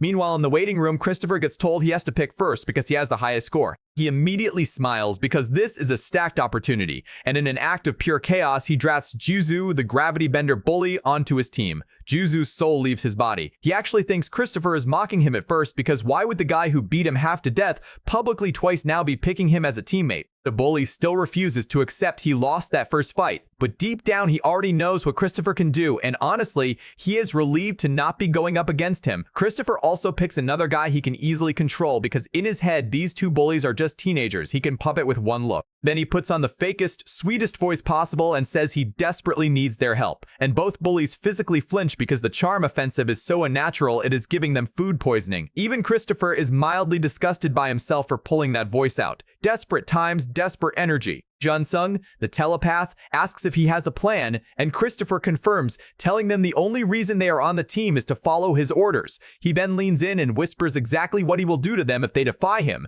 He keeps it off camera so no one hears. Whatever he says, Jizu goes pale, full blue screen of death. Panic mode. Christopher is internally screaming at himself because he cannot exactly tell these kids he is a reincarnated adult pulling veteran psychological warfare tricks on children. So he just grabs them by the shoulders and warns them that mistakes will only help the enemy and hurt him. Both teammates are now terrified. Team dynamic perfect. Wholesome content. Round 2 officially begins. The rules are brutal. If you touch the ground, you are out. If you are disabled, you are out. Losing team is disqualified. Welcome to aerial cage match rules. Christopher teleports into the arena and lands on a skyscraper near the center of the map. He immediately realizes it is massive. Way too vast for 20 players to naturally run into each other, which means interactions will be rare. So he calls his terrified teammates, gets their locations, and gives the order. Head to the center, avoid all fights, stay alive, let him be the fisherman. Christopher spawns his gun and mentally acknowledges the problem. Nobody is going to find anybody on a map this big, which means if he wants action, he has to be the bait.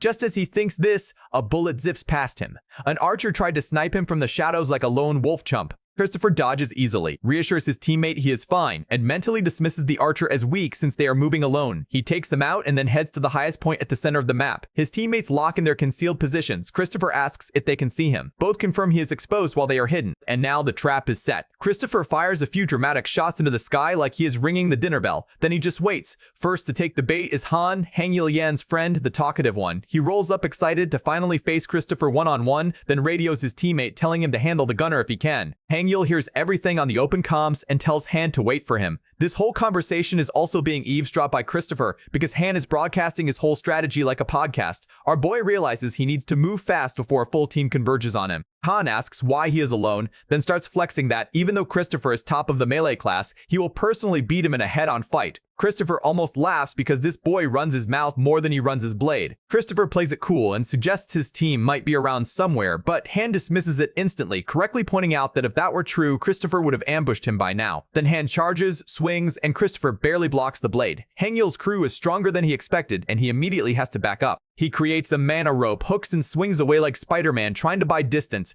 Han uses his own air bit to chase him through the skies, and this aerial chase scene is on. Christopher is genuinely impressed at how fast Han is moving, and through the entire chase, Han is still talking. This boy is monologuing mid-air like the villain in a Bond movie. Christopher pulls his rope to redirect mid-flight and ends up behind Han, then fires off a burst of bullets. Han blocks them all with his sword like it is nothing. The guns are not cutting it because Han is genuinely elite, plus Christopher's copy of the artifact is weaker than the real one he had in Stage 1, and his low mana reserves are crippling the firepower. Our hero resumes escape mode. Then Hangul Yan himself arrives. Now it is 2-on-1 and Christopher is getting squeezed. Hangul declares he is going to finish this. Christopher radios his team and tells them to get ready. Both Jizu and Junsun lock in. The two academy students see Christopher talking into comms and assume it is a bluff meant to spook them. They keep pressing. Christopher gives the signal. Hangul attacks first with his signature sword skill. Christopher dodges cleanly. Then it is Jizu's turn. Gravity activates, and suddenly Christopher's air bit just dies. His gadget powers down and he starts free falling. The two academy students are horrified, and Hangul assumes Christopher is trying to pull some murder-suicide nonsense by dragging all three of them to their deaths. But then their air bits also shut down. All three are now free falling together. Gravity is the great equalizer. Then Junsung activates his telekinesis and catches Christopher mid-fall with a web of mana strands like a trapeze safety net. Han and Hangil keep falling alone with zero lifeline. They realize they just got absolutely outplayed as they plummet. Both Academy stars hit the deck, eliminated. An air hook fires up to rescue Christopher. Jisoo asks the team leader if his gravity was useful. Christopher confirms it was solid, then praises Junsung too, who admits their plan worked better than expected since he did not know he could shape his telekinesis into a net.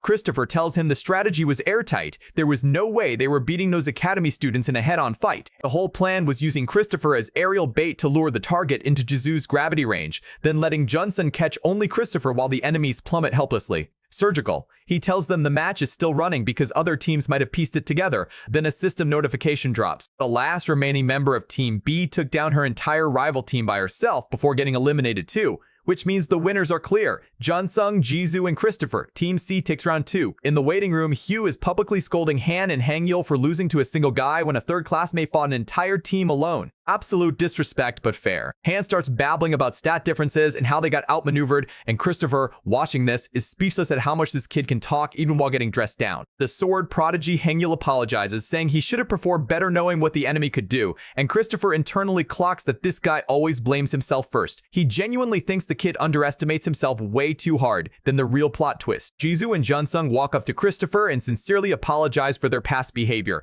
Christopher is legitimately shocked. Junsung, embarrassed, scurries off, but this moment lands. Christopher just unlocked the secret soft side of the bully, character development on live TV Disney Magic. Meanwhile, Orojo is catching her second stroke of the episode. The other two judges start breaking down how Christopher defeated one of the strongest teams using pure tactics, not stats, not skills, not firepower. Orojo realizes the assignment. She designed this whole team battle as his personal nightmare, and he still delivered a clinic. She finally admits to herself that team leadership is one of his main strengths. The same guy she thought would wash out just played coach on the fly. Commentator announces the end of round 2. Team C gets 5 points for their performance and gets called to the stage. Each member receives their mana flow stone. Christopher is mentally doing backflips because this stone might just sublime his full bloom.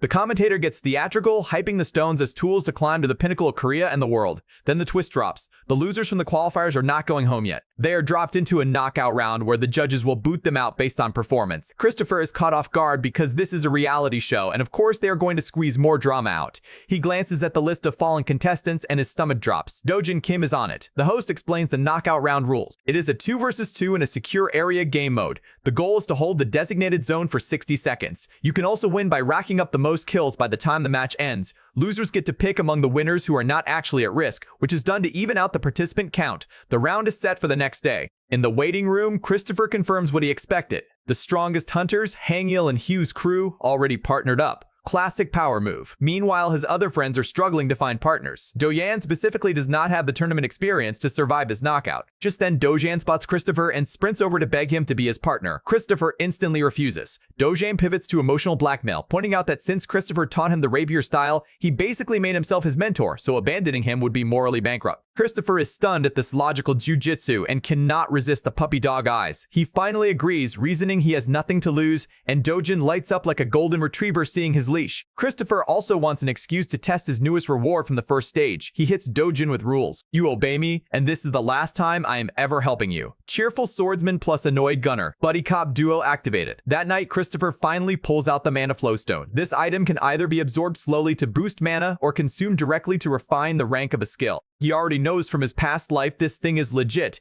He tosses it in his mouth and swallows. Absolute menace behavior. Instantly, all-seeing eye gets upgraded big. Arcane weapon transmutation gets upgraded. Full bloom ticks up to D+, boosting its perks. The 2 talents he earned from full bloom also get upgraded. Christopher can feel his stats rising across the board. Even better, his copy of the artifact is now potentially equal in power to the original. Everything is leveling up all at once. He goes to sleep ready for tomorrow, and right on cue, the nightmare hits. He dreams about his old pre-awakening team, how a young coach named Yoo Jung Kim promised to make him a star if he activated full bloom to reach league level. At first, Christopher resisted because he wanted the skill to mature further, but the coach slowly pressured him, kept him out of matches, let him sit on the bench until he could not take it anymore, and eventually Christopher activated full bloom way too soon. It kicked off an insane win streak that made him famous overnight. but because the skill was awakened too early, he lost his edge forever. His whole career collapsed from that single decision. He wakes up gasping, trying to shake it off, and this is the part that matters. This life is different. Full Bloom is still dormant. He has everything he needs for a clean start. He knows he still has a long road because right now he can only beat fellow rookies. He wants this skill to climb all the way up the ranks before he activates it, so he can reach a level he never even touched in his past life. For the first time, he feels genuinely glad that the past is behind him. Next day, waiting room. Dojin struts up declaring that he and his game plan are ready. Christopher, pleasantly surprised, asks about the strategy. Dojin proudly announces his plan is to just follow Christopher's commands. Our boy nearly facepalms himself into a concussion. He seriously overestimated how much strategic planning this kid had cooked up. Audience files in. Knockout round begins. Christopher teleports in. The dungeon is an urban map, where the capture zone is literally inside the tallest skyscraper. He spawns alongside Dojin. Dojin asks what the plan is. Christopher drops it simple. They are not going for kill points. They are rushing straight into the secure zone and holding it down. Dojin almost chokes because that plan is suicidal when every team is gunning for them, especially Hangyul and Hugh's power duo. Christopher tells him he can tap out if he hates the plan. Dojin backtracks. Christopher snaps that they do not have time to debate because the cooldown is about to end. 10 seconds. They need to move now. Christopher zooms across the city like he has been training for this his whole life, which technically he has. His teammate struggles to keep up. Meanwhile, Christopher smugly notes that he is easily the best gadget user on the map. He finds himself a hiding spot near the secure zone and locks in. Cut to the other side of the map. Haiju is stewing, thinking about how Christopher humiliated her whole crew in Stage 2 and forced her to carry her own team alone. In her head, the fact that she is even in a knockout round is his fault. A teammate asks what she is thinking about. She reveals she is actually troubled by how easily her teammate got dunked on by Christopher. Hangyul hears this and spirals into a guilt-shame combo because he knows she is talking about him. Haiju snaps at him to get it together and warns him she will not tolerate another failure.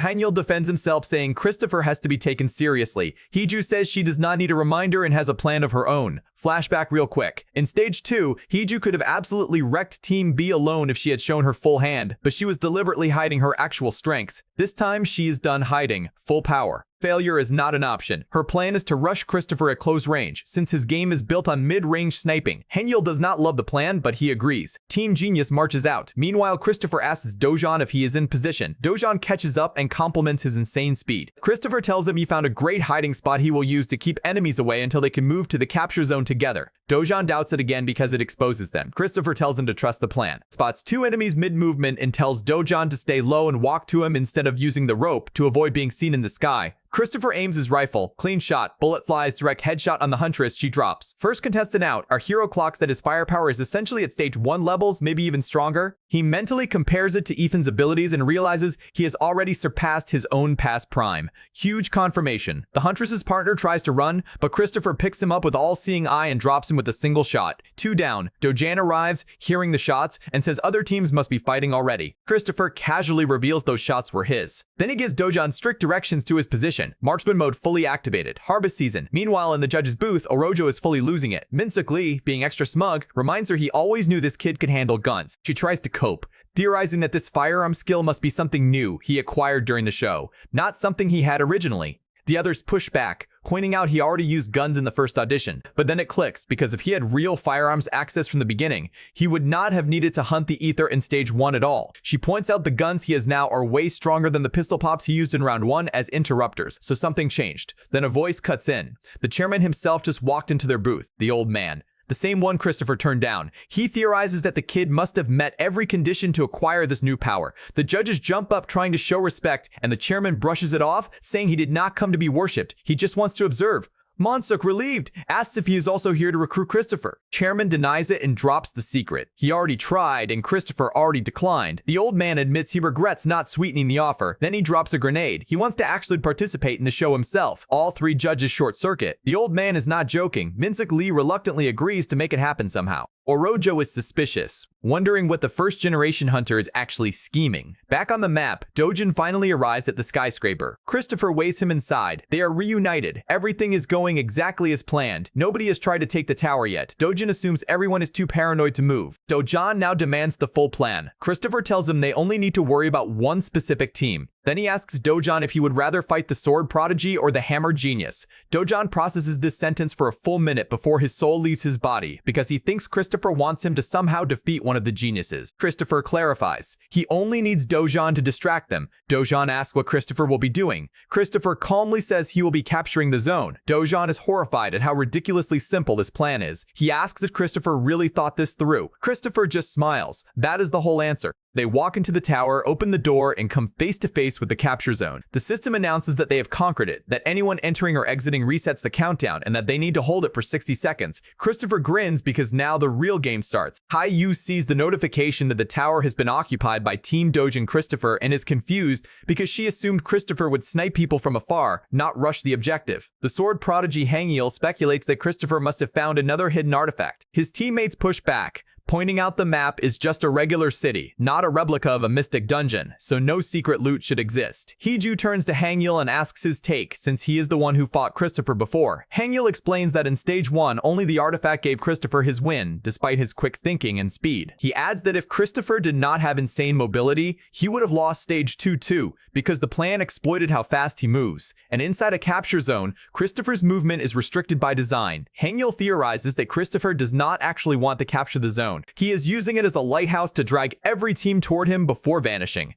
Haiju clicks instantly. She thinks she has cracked his plan. Christopher, with limited mobility and low stats inside the zone, will just let everyone funnel into one spot and fight each other while he hides and snipes survivors. The sword prodigy asks Hiju what her plan is. She says they need to make enough noise to force Christopher out of hiding, since he clearly does not want to capture the zone properly. She is confident her plan will win them the match. Suddenly, system alerts. Team C and a member of Team A are already eliminated. Haiju is baffled because it is too early for eliminations, and then it hits her. The timer would have reset if Christopher actually left the zone, meaning the zone itself has become a battlefield due to pure chaos. Hangil's friend points out something else. Only 20 seconds are left until the end of the round. Haiju realizes she has no idea what Christopher is actually doing. Rewind a bit. Christopher is camped inside the tower, chilling. Dojin is still doubting the plan, convinced sitting in the capture zone against every remaining team is absurd. But deep down, Dojin knows his role. He is the last layer of defense between Christopher and anyone who slips past a bullet. Doubt continues anyway. Then bam, the door flies open and a hunter barges in demanding a fair fight. Christopher, zero warning, pops him in the head. Gone. Member of Team A eliminated on arrival. Dojan is horrified because this is so fast it feels illegal. Next attack. A spearman cuts his way through the wall like a cool aid mascot because apparently this tower has the structural integrity of wet cardboard. Christopher fires at him, but the spearman dives behind a giant rock, revealing a flaw. Christopher's bullets cannot punch through walls, noted for future builds. He looks at the current matchup and feels fine because he has Dojan to handle the spearman at close range.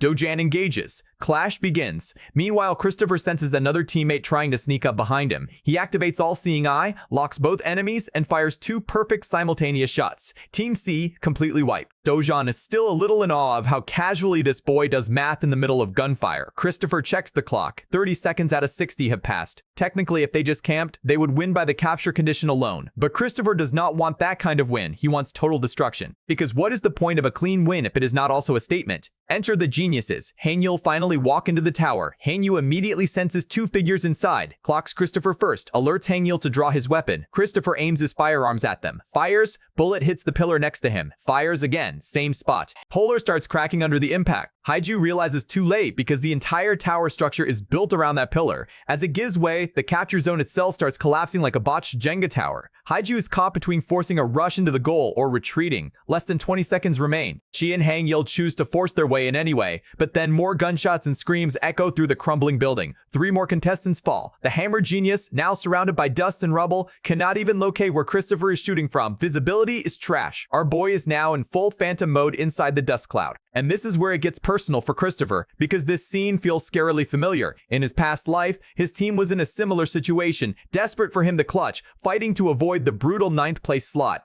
His old team LTD was down to just him against a fully stacked RTX squad. Back then, his plan was to shoot a pillar to collapse the building and even the playing field. He actually did. The commentators thought he was suicide attacking out of desperation, but he was fully locked in. Vision was reduced to nothing inside the crumbling chaos, but every shot hit. 3 RTX members dropped in seconds, 6 kills total. Only 1 enemy left. A legendary clutch was seconds away, but when he pulled the trigger, nothing happened. His mana reserves had bottomed out mid-fantasy, and right above him, a blade came down. He got slain by Rex Ltd, finished 9th. The entire downfall of his career started with that one empty trigger. This life though, same setup, completely different outcome. The hammer genius Hayu is in his scope. She tries to evade. Too late. Our hero, with his upgraded mana reserves and the full artifact cheat code, puts her down clean. Team of geniuses eliminated. Ghost Clutch finally realized, decades later in a different body. Up in the judge's booth, the crew is speechless. Christopher did not just win, he wiped every single contestant. The match had 2 win conditions, capture the zone or rack up kills, and this maniac achieved both simultaneously. Orojo finally has no choice but to admit this kid has pro-level ability. Minsuk Lee is sitting back grinning because he has been right since episode 1. He reminds everyone that he called it, pointing out Christopher's firearm mastery was obvious from the first audition. Orojo accepts his potential but still cannot figure out how he landed every shot without being able to see anyone in the dust. Minsuk asks if there is any skill that could explain it. Pointing out accuracy itself could be a skill worth leveling. He concludes that Christopher has full faith in his own aim, and that is scary on its own. Cut to the stadium where the remaining hunters gather. Christopher scrolls social media and sees the internet frothing at the mouth over his match. He admits if he was a viewer, he would love this kind of dominant performance too, but internally he knows the truth. He did not win through raw power. He won through sneaky setups using a strategy he had mastered a lifetime ago. Just then, full bloom upgrades from D to C because he won the knockout round through both conditions. He gains 2 new talents, Legendary Sniper, which drastically increases his long-range precision, and Guided Shot, which lets him curve the trajectory of his bullets. Dojin rolls up and starts badgering him for hiding his real talents. He praises Christopher's performance and begs to try his firearm. He also roasts him for not telling him his mana reserves were that absurd and asks how he got that accurate. Christopher gives the classic shady answer saying he just followed his nature. Dojin rightfully calls him out for being moody and keeping secrets from his only friend. That line actually lands. Christopher suddenly realizes he literally has not spoken to anyone else since being reincarnated. Just Dojin. Just this one annoying, persistent, golden retriever of a child. He's way lonelier than he thought. Then the 3 judges come out on stage. Orojo delivers the serious speech. Not everyone gets to be a hunter. It comes down to potential. They are looking for the future greats, which is why their expectations are sky high. Then she softens it, reminding everyone still in this room that they still have a chance, but the real competition is only now beginning. She welcomes them to the Hunter League. Minsuk Lee hypes it up by saying the program is about speed, and they have already profiled the young talents who will shine. Christopher smiles because he knows he is one of the profiled ones. The 3rd judge announces the finals. A full Hunter Elite match style, 7 versus 7, 2 random teams, playing in 7 days. MVP takes first place. The second best gets second. Then they drop that a very important individual will be joining the finals too. Christopher immediately perks up. As everyone leaves the stadium, recruiters swarm. A rep from LAR pulls up. Another from PAR team pulls up. Christopher realizes now is the time to find the right team. He asks them to meet in private. Shortly after, he is sitting in a room across from 4 different recruiters. He opens with a power move, telling them to cut straight to the offers. First up is SMA Private Academy, offering him entry into the big leagues plus a potential spot in overseas leagues through an international student exchange. Private tutor included. Christopher informs them there are others waiting and demands short, strong pitches only. The coach pivots to money, $200 million a year plus a $100 million signing bonus. Another recruiter barges in offering higher bonuses and a bigger salary, though he cannot commit to a final number yet. Christopher internally admits offer 2 is tempting, but money is not the only factor. He needs freedom to build his own team. Offer 3 matches offer 2, and adds that Christopher can basically name his price for any other perks. Then Christopher drops the real filter. He asks each of them if he would have the authority to assemble his own team with any of them. All 3 go quiet. None of them can deliver that freedom. Christopher realizes this is a dead end. One of the recruiters politely closes the meeting and hands him business cards, promising they will try to negotiate the conditions. But then he notices something off. Only 3 cards were left on the table. One recruiter is still in the room. This guy finally introduces himself. He is from Team Per, a team Christopher has never even heard of, which tells him immediately this is a low-league, no-name team. The recruiter admits they cannot offer signing bonuses like the big dogs, but he offers something nobody else could: full authority to craft his own team. Most of the current contracts are expiring, and those hunters are not even sure they want to continue, so the team is essentially a blank slate ready to be rebuilt. Christopher now realizes he could actually build from scratch here, except it would be with pure newbies. He points this out, and the recruiter panics, pitching a meeting with the team president himself, who supposedly really wants Christopher on board. Christopher says he will think about it. Now he is sitting alone with 4 business cards. 2 different destinies. Enter a stacked Division 3 team with 1 teammate and a fat contract, or build a whole team of rookies from nothing in the low leagues. Either way, everything comes down to how he performs. He walks out and sees Dojan waiting, asking how it went. Dojan explains he was just waiting because he lives at the academy. Christopher tells him most of the offers were mid-range $300 million signing bonuses, which absolutely melts Dojan's brain because that is more than the academy pays period. Christopher points out that while Dojan will stay in a training environment, he will be walking straight into Division 3. Dojan asks if he chose a team yet. Christopher says no. Dojan is confused because every offer was generous. Confusion turns into shock when Christopher mentions his personal demand, full authority to draft his own team. Dojan thinks this sounds absurd for a rookie, and honestly, Christopher cannot disagree. He is just a newbie in a baby body. He is getting exactly what rookies normally get. Christopher now mentally pivots. Maybe if he turns up his performance even higher, he can push the recruiters to acknowledge him more and force them to give him the freedom he wants. Dojan, still wrapping his head around all this big boy business talk, assumes his friend is finally going to drop the team drafting idea since every recruiter basically told him to dream on. But Christopher flat out tells him that is not an option. He just needs to prove himself harder to force them to agree. This kid is basically negotiating with a chip on his shoulder bigger than his entire body.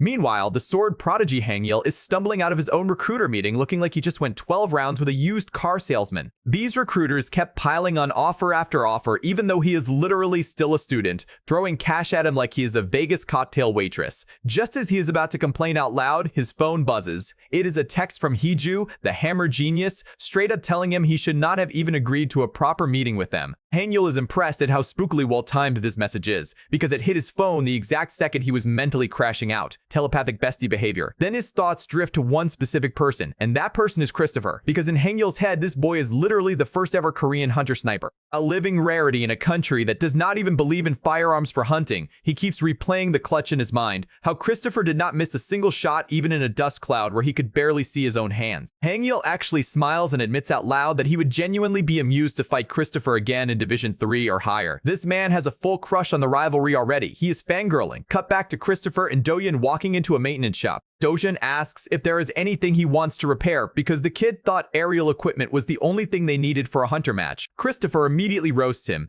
saying that if Dojan actually watched pro matches, he would know there is a massive variety of mana gadgets out there, and picking the right one for the right matchup can literally decide games. Dojan, as always, treats this information like Christopher just unveiled the secret to life. The shopkeeper pops up, all smiles, asks if they have shot here before, which is a funny choice of wording, and then asks if they are here to service a gadget or repair a weapon. Then she goes ahead and offers to show them the new gadgets because apparently it is her first time in the shop too, which is a weird flex, but okay. They walk into this futuristic showroom full of shiny equipment, and Dojan's eyes go full anime protagonist sparkle mode. The shopkeeper asks him if he needs help, and Dojan jumps at the offer, partly because Christopher is standing next to him, silently judging him for being gadget illiterate. The shopkeeper breaks it down. Mana gadgets actually come in 4 categories: offense, defense, mobility, and the fourth one, specialized gadget. Dojan is surprised because he only knew 3. Specialized gadgets, she explains, are basically tailor-made one-trick pony items. Each one is unique, usually built for a specific play or to counter a specific opponent. Trying to explain them in general is tough because no 2 of them are alike. Dojan, ever the excited puppy, asks if those are the ones they want.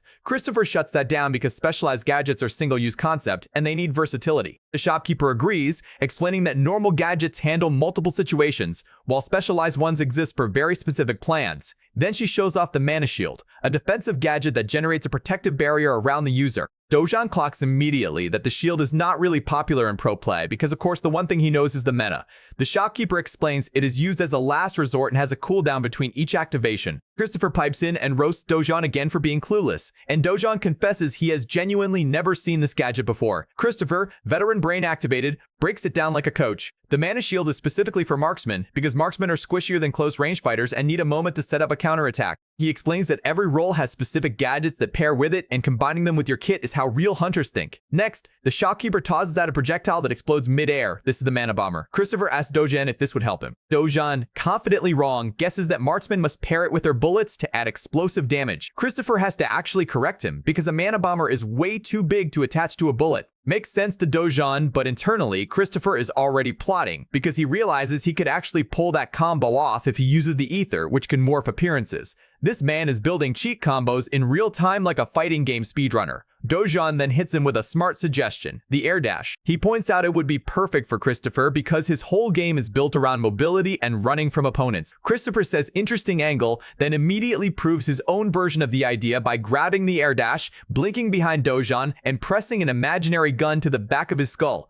Absolute psychopath move. He explains it is actually more efficient for marksmen to use air dash offensively to close gaps and assassinate enemies before they can pop their mana shield. Dojan, naturally, now wants to buy all the gadgets like a kid in a Target Pokemon aisle. Christopher shuts that down because their mana pool is limited and only a certain number can be carried into a match. Christopher locks in the air dash for himself. Then he asks Dojan what his pick is. Dojan is stuck because nothing he has seen so far fits him. After a moment of thought, Veteran Brain activates, and Christopher picks out a specific gadget and hands it to Dojan, who stands there baffled. Mentor selecting Protege's loadout. Small mentor moment, wholesome energy. Fast forward, all the finalists are back in the stadium. The judges thank them for showing up and announce that the last stage goes down in 6 days. The map for the finals drops. It is called the Battleground of the Gods, a mountain forest filled with statues of divinities. Christopher's face lights up because he knows this arena inside out. He fought in it several times in his past life, back when pro finals happened inside actual dungeons. Home field advantage cheat code unlocked. Next, they unveil the teams. First up is the blue team. Full list scrolls across the screen. Then the red team is revealed and our boy is slotted right in. Orojo announces that she expects real teamwork now that everyone knows who their allies are.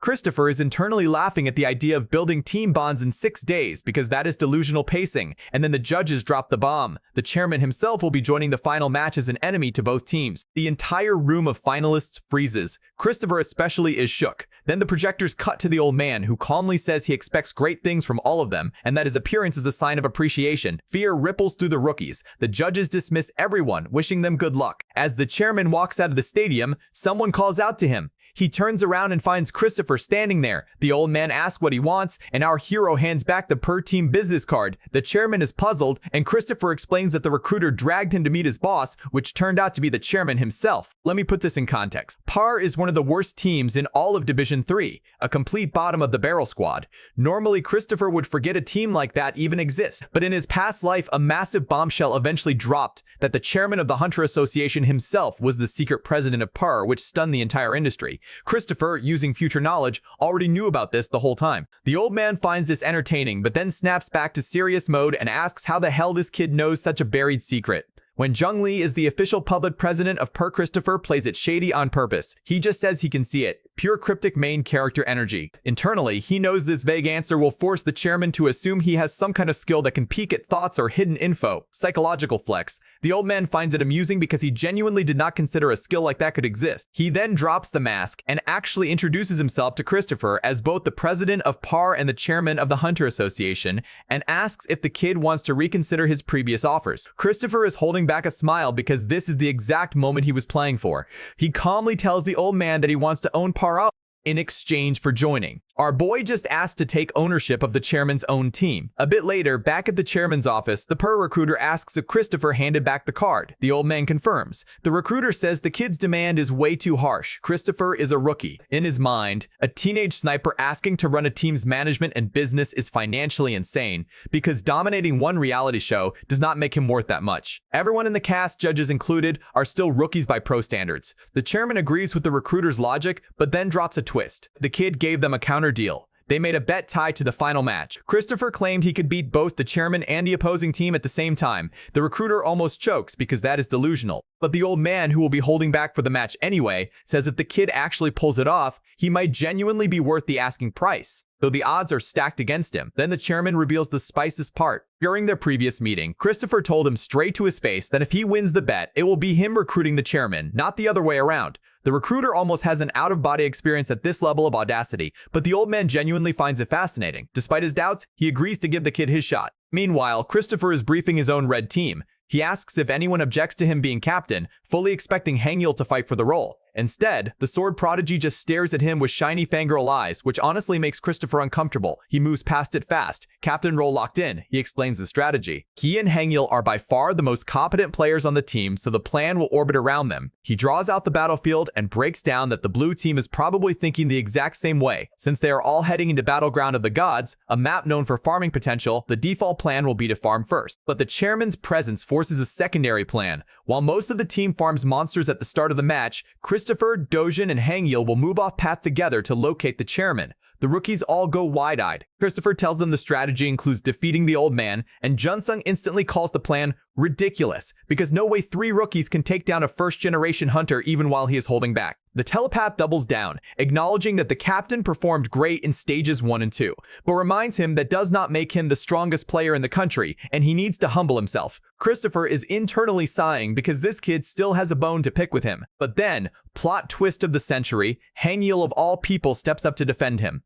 The sword prodigy speaks calmly and says everyone in this room knows how dangerous the chairman is, including Christopher, and they should trust their captain because he was the best leader throughout the show. Christopher is actually a little moved because his original rival is now publicly backing him up. Character development in real time. He refocuses and tells the team they are not going to fight the chairman head on, and then asks them to hear the rest of the plan because it will make sense when they do. His eyes light up with pure competitive fire. Cut to live broadcast. Orojo calms the viewers and explains how Hunter League matches work. They are 7 versus 7 structured in 3 phases. First is the farming stage, where you kill monsters to level up. Second is the mission stage, where both teams hunt neutral monsters or claim specific areas. Third is the team fight, where squads clash directly. Every match is different because missions are tied to the specific map. Standard MOBA structure with Hunter flavoring. Minsuk Lee then breaks the news to the audience that the chairman of the Hunter Association will be joining the battlefield. He will play the role of a neutral monster, which is insane because the chairman is one of the most powerful first-generation hunters alive. To balance things, Orojo explains that his stats will all be reduced by 2 points. Minsuk emphasizes how even tiny stat differences matter at the pro level, giving the students at least a fighting chance. Orojo hypes it up by saying the old man will take on 2 teams of 7 simultaneously alone, which makes for a massive spectacle. Minsuk wraps the announcement by hyping the audience for the ultimate matchup, the best first-generation hunter facing off against future talent. Cameras off, Orojo immediately turns to Minsuk and asks who he thinks will win, expecting her friend to bet on Christopher since he has been gassing the kid up since day 1. Minsuk shocks her by flatly saying Christopher is about to lose the finale. He then asks if she knows why the chairman agreed to join in the first place. Orojo guesses it is to personally test each contestant to find the worthiest. Minsuk confirms, then adds that this setup is Christopher's nightmare scenario. His specialties are speed and long-range sneak attacks, both of which are worthless against the chairman. The old man is a famously overwhelming melee fighter who hunts down targets. A marksman cannot handle him unless he can one-shot him, which is not happening. Orojo tries to be optimistic, saying the stat debuff should help close the gap. But Minsuk counters that because of the limit, the chairman will actually go full tilt, which means everything is possible in a Hunter League match. The third judge mostly agrees but insists on believing in the kid, since the map is battleground of the gods and anything can happen in a good arena. Countdown drops. Virtual visuals boot up. The comments section is absolutely flooding because a first-generation hunter is playing in a middle school match, which is unheard of. The stadium is already bouncing with hype. The 3 judges are in position. The hunters take their spots. Christopher is internally pleased because he knows the map inside out, which means his whole strategy is about to thrive. One of the judges walks to the center of the stage and explains that the rules of the match are standard league. Losing team is wiped out, winning team advances. The finals have officially started. Quick lore dump for the culture. Back in the day, towers started appearing all over the globe, causing massive international tensions between hunters. This is literally why the Hunter League was invented. The towers contained absurdly powerful artifacts, so conflict between hunters was inevitable. To channel that chaos, hunters ended up fighting each other inside those towers alongside the monsters,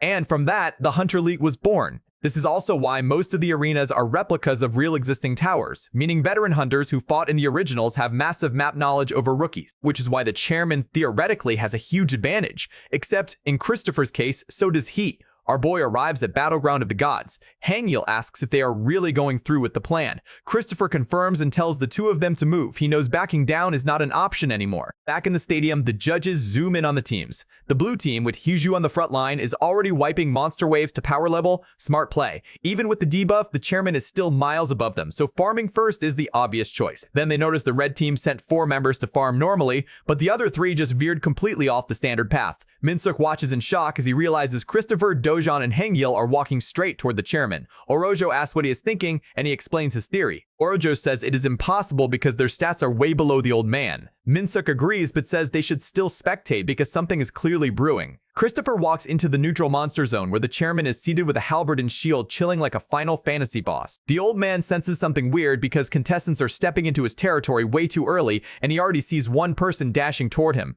He assumes they are trying to sneak up and gets amused because he actually wants to be entertained. Then he realizes the attackers are hiding in cover when a gunshot rings out. The old man blocks it casually with his shield. Christopher keeps firing an entire clip. Every single bullet gets blocked effortlessly. The chairman, unbothered, literally taunts him and tells him to make it harder. Christopher fires again while the old man starts walking forward. Mid-advance, Dojan slides up behind the chairman with rapier speed and attacks, while the sword prodigy unleashes his floating blades to flank from the sides. Triple combo. The old man blocks the rapier with the levitating swords using nothing but his shield.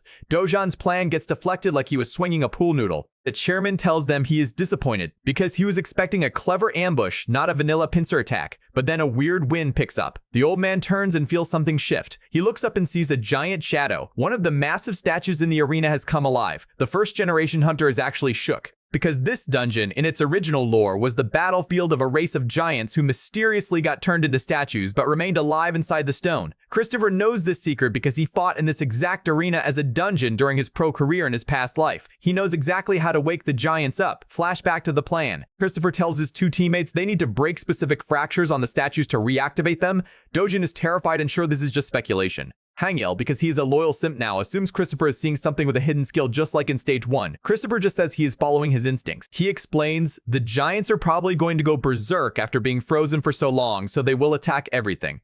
Dojin asks if that means the giants could attack the chairman even though he is a neutral monster. Christopher says if his theory is right, yes. Dojin panics because that means the giants will also come after them. Christopher coolly says they have gadgets to handle that. Back to the present, the chairman is actually stunned. Christopher just weaponized one giant to fight another giant. 3 cracks are already on the statue, 1 on the left shoulder, 2 on the right thigh, exactly where the gunshots landed. The old man realizes Christopher never intended to kill him directly. The entire barrage was a distraction while he aimed at specific fracture points to awaken a sleeping giant. And even more disturbing, the chairman realizes this kid should not know this secret at all, because this arena's hidden mechanics should be unknown to anyone who has never entered the original dungeon. He is now suspicious at a deep level. The giant statue charges the chairman, swinging its axe like a nightclub bouncer. The old man blocks with his shield, but he is more worried about the 3 rookies who just vanished. Then he pieces it together. They are using invisibility cloaks, a specialized gadget that is not popular because it only provides a short moment of concealment and has limited applications. Sneaky. While the chairman trades blows with the giant, Christopher pops out from behind a wall, aims, and fires. The old man realizes Christopher is not giving him time to breathe. He smiles, then unleashes a massive wave of pure mana energy that stops the bullet midair like a force push from Star Wars. Then he laughs. He says it has been years since anyone backed him into a corner like this. Hardcore respect moment. He praises Christopher's strategy but warns him that he has not been beaten yet and that they are finally on an even playing field.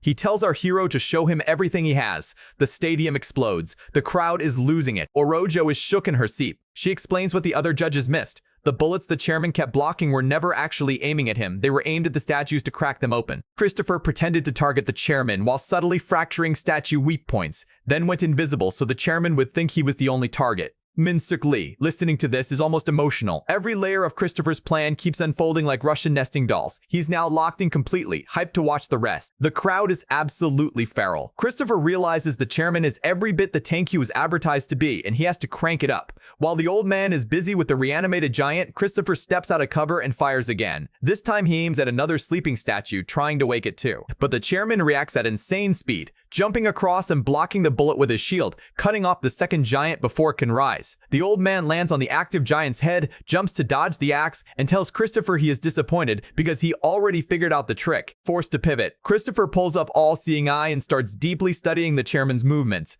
After observing carefully, he fires again. The chairman deflects the bullet off his shield, clowning him saying the trick is pointless. But the main bullet keeps flying. A split second later, a second bullet collides with the first one. Both ricochet and split into different directions. This is the guided shot talent in full effect. The chairman realizes Christopher is manipulating deflected shots to hit his real targets. Another fracture cracks open. A second statue awakens. Now the old man is actually caught between 2 reanimated giants. 2 versus 1, and Christopher knows even a first-generation hunter is going to sweat. He contacts his teammates and tells them the rest of the red team will arrive shortly. Jisoo and Junsung confirm they remember their instructions. Cut to the rest of the red team. They just cleared a wolf pack. Junsung is relieved. The monsters are dead, but still confused about Christopher's full plan. He agrees to follow along, noting that out of their squad, he is still the most trustworthy. The captain's orders were clear. First, farm without losing a single teammate. Second, bait out the blue team. Third, immediately run on contact. Junsung is quietly impressed because even the escape route was pre-planned. Classic Christopher. Then the blue team shows up, just like predicted. Heeju is steaming, still hell-bent on winning this final. Junsung gives the order to retreat, but as they pull back, the red team gets spotted. Heeju immediately tells her team to chase them. Junsung is now second-guessing the plan because he is being chased down by a literal hammer genius. He looks at his teammate and tells him to run in a straight line. 2 bullets zip past him out of nowhere. Heeju keeps chasing until she suddenly stops because she looks up and sees that another statue has just been hit in the head and shoulder. The waking giant roars. Rubble starts raining down. Heeju realizes she just got baited into the neutral monster's domain, and now she is dodging axe swings from a giant that was never supposed to be active. Junsung is also lost because Christopher was supposed to be fighting the chairman, not orchestrating a statue awakening.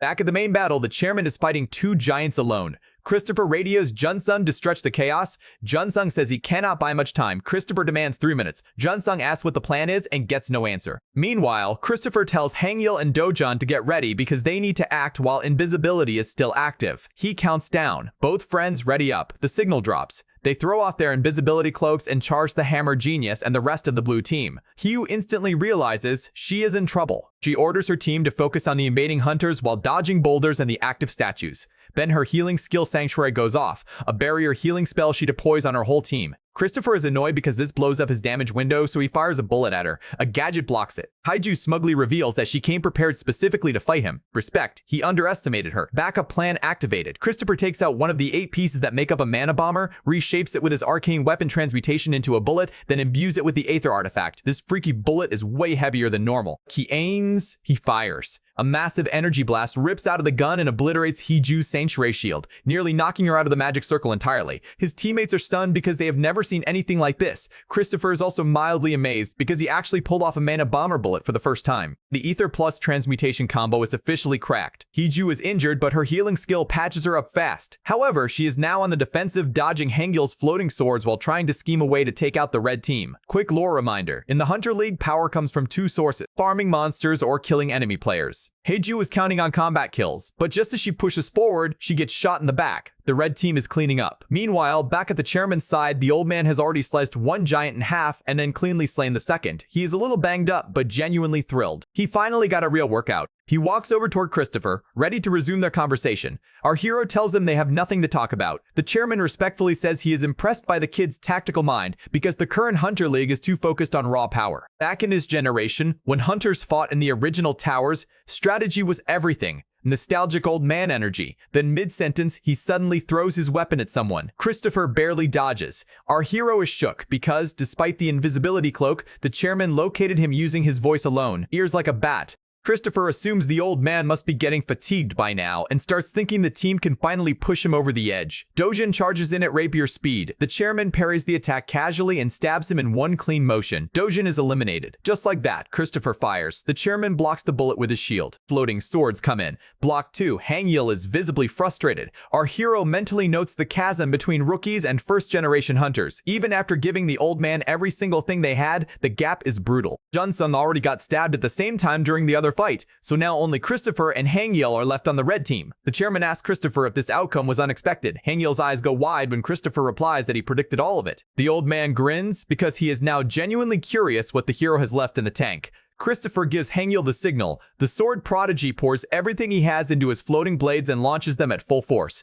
The chairman blocks them easily with his shield. He then charges at Hangyil and eliminates him in one stab. Sword prodigy down. Red team down to 1 man standing. That 1 man is our boy. Christopher is now sweating. Real sweat because the chairman is a tank, and tanks are the natural predator of marksman and assassin types. This is the worst matchup in the game, and the old man knows it too. He charges in, declaring he has won, and stabs Christopher clean through the chest with his spear. But right as the blade goes through, Christopher is smiling. In his hand, he is already gripping a mana bomber. He pulls the pin. Boom! Massive explosion tears through the arena. The whole stadium goes silent. Orjo is literally on the edge of her seat. The dust slowly dissipates, and there they are, both Christopher and the chairman lying on the ground, not moving. Red team wins through elimination tiebreaker. Min-suk Lee is completely floored. Christopher just took out the chairman of the Hunter Association using a suicide play with a mana bomber. The dangerous one in this match was not the old man, it was the genius sniper hiding in a kid's body. On the podium later, Christopher should be elated, but he is actually sulking. He is still mad because if he had just dodged that final spear thrust, he would have beaten the chairman outright instead of taking him down in a mutual ko. Dojan asks him to cheer up. Christopher refuses because he did not get the clean kill. Hangyeol, watching this, is confused because it means Christopher has not heard the news yet. When they turn to ask him what news, Hangyeol plays coy and says it is nothing important. Christopher and Dojan exchange looks like, yeah, right. Then the chairman himself walks up to the stage. Everyone goes respectfully silent. The old man turns to Christopher. Orojo then launches into the ceremonial speech. She explains that every year around 100,000 awakeners pop up worldwide, and at some point, every single one of them fantasizes about becoming a hunter. But it is not easy, because unlike the first-generation hunters who were raw warriors, today's hunters also have to be athletes and embody noble qualities. Only those who check every box earn the title. And then she announces that one contestant in this show has proven himself to carry all those qualities, and that contestant is the winner of the competition. She reveals the name. It is Christopher. The crowd erupts. He's named the greatest contestant of Hunters Next Generation. As he walks toward the trophy, something weird happens inside him. Even though he won countless matches in his previous life, this specific moment brings back a joy he had not felt in years. It hits different. The smaller, sweeter wins. First trophy after the reincarnation. With the win, Christopher finally gets his mom's full approval to chase hunting. His dad apparently has been showing off his son to his friends every time he achieves something new during the show. Classic proud dad behavior. Christopher internally appreciates that he does not have to put his parents through the same low-league stress he did in his past life this time around. Now only one business deal remains. Cut to an office. Christopher is sitting, cup of tea in hand. The chairman asks why he is visiting. Christopher notes internally that the old man is a slippery negotiator. Then he tells him he is here to collect the team since he won the bet. The chairman, like the sneakiest uncle at a family reunion, says, well, technically, you did not fully beat me because you just used the giants to exhaust me and then suicide bombed us both. Christopher, zero patience, stands up and walks toward the door. The chairman immediately panics and grabs his hand, laughing and telling him he was just messing around. He confirms they are now working together. The old man gifts the entire PER team to Christopher, acknowledging that his performance was nothing short of incredible. Christopher thinks for a moment, then extends his hand and says he is happy to work with him. The chairman is blown away by how mature this gesture is coming from a middle schooler. They shake hands. Deal sealed. One teenage boy now owns an entire professional team. Fast forward. Christopher is standing in front of the Mora's Workshop Urban Transit entrance. This is the legendary weapons company known worldwide for refined weapons and deep understanding of hunter needs. He is here to claim the tailor-made weapon he won from the show. Except Dojan is also here because he wants a tailor-made weapon too now that he is about to enter the Hunter League. Also tagging along is Minsuk Lee, who is personally helping them navigate the shop. Dojan asks Minsuk what the difference is between a normal weapon and a tailor-made one. Minsuk asks Dojan to drop the formalities, then explains that a tailor-made weapon is literally built around the hunter style, a physical reflection of him. Christopher looks up and mentally notes how long it has been since he was inside this workshop. Pure nostalgia. They walk in. Reception recognizes Minsuk, who asks if they can enter. They are told to head to section B3. Christopher notes that this shop is divided into sections A through D. A is the highest quality, D the cheapest. His weapon is going to be made in section B, which is still elite tier. Not bad. They arrive at a high-tech laboratory. Dojan is mesmerized. Minsuk acknowledges that neither of them has ever been in a workshop before. Dojan confirms and starts bombarding Minsuk with questions while Christopher stays silent. Minsuk tells Dojan he will answer later and starts teaching them the basics. When a tailor-made weapon is crafted, you first have to choose a regular weapon as the base model. For example, Minsuk's own custom blade is a 7-branched sword. He shows them the original base, a normal sword. Dojan is impressed. Minsuk explains that 6 additional blades branch out of the main sword. He draws a quick sketch, explaining that the extra blades are designed to widen the wounds when the sword is pulled out. Medieval boss design. He hands the blueprint to the lady working the machine and asks her to replicate the weapon. The machine boots up. The weapon is fabricated right in front of them. Dojan is losing his mind over how the machine generated such a complex weapon from a simple sketch. Minsuk explains that is the whole point. The customer only needs to describe what they need and how they want to use it. The workshop engineers everything else. Dojan starts thinking hard about his own weapon design. Christopher already knows what he wants, the same weapon from his past life. Meanwhile, Dojan's idea surprises him. Dojan picks up a rapier, which Christopher finds interesting because rapiers are thrusting weapons, perfectly fitting the fighting style he just taught him. Dojan then writes out his demands. He wants the rapier to enhance his speed, and he wants it to glow when that speed effect is active. That cosmetic detail has Christopher internally facepalming because glow effects are main character syndrome material. Minsuk laughs and says many great players care about aesthetics too. Respect. Then he turns to Christopher. Christopher steps forward, thinking to himself that since guns are basically non-existent in Korean hunting, there is no base model for what he wants, but he also knows he can shape the weapon himself using arcane weapon transmutation, so that is not a problem. He reaches for a raw mana ingot and asks permission to use it. Minsa confirms it is his right as the winner. Christopher begins shaping the ingot on the spot, activating arcane weapon transmutation and molding it into his vision. In mere seconds, the ingot transforms into a full rifle. Everyone in the room stares in disbelief. A middle schooler just handcrafted a complex firearm with zero-base model, Liv, using his own skill. The people watching are gawking. Christopher, for the millionth time in this life, is reminded of the admiring stares he used to get constantly in his past life. Quick rundown of the industry. The Mora's workshop has branches in every country with a hunter league. These branches are constantly ranked against each other based on two things: the refinement of their weapons and the fame of the hunters wielding them. The Korean branch has a trash reputation. They are straight up mocked online because their weapons are considered weak and the hunters using them are mid.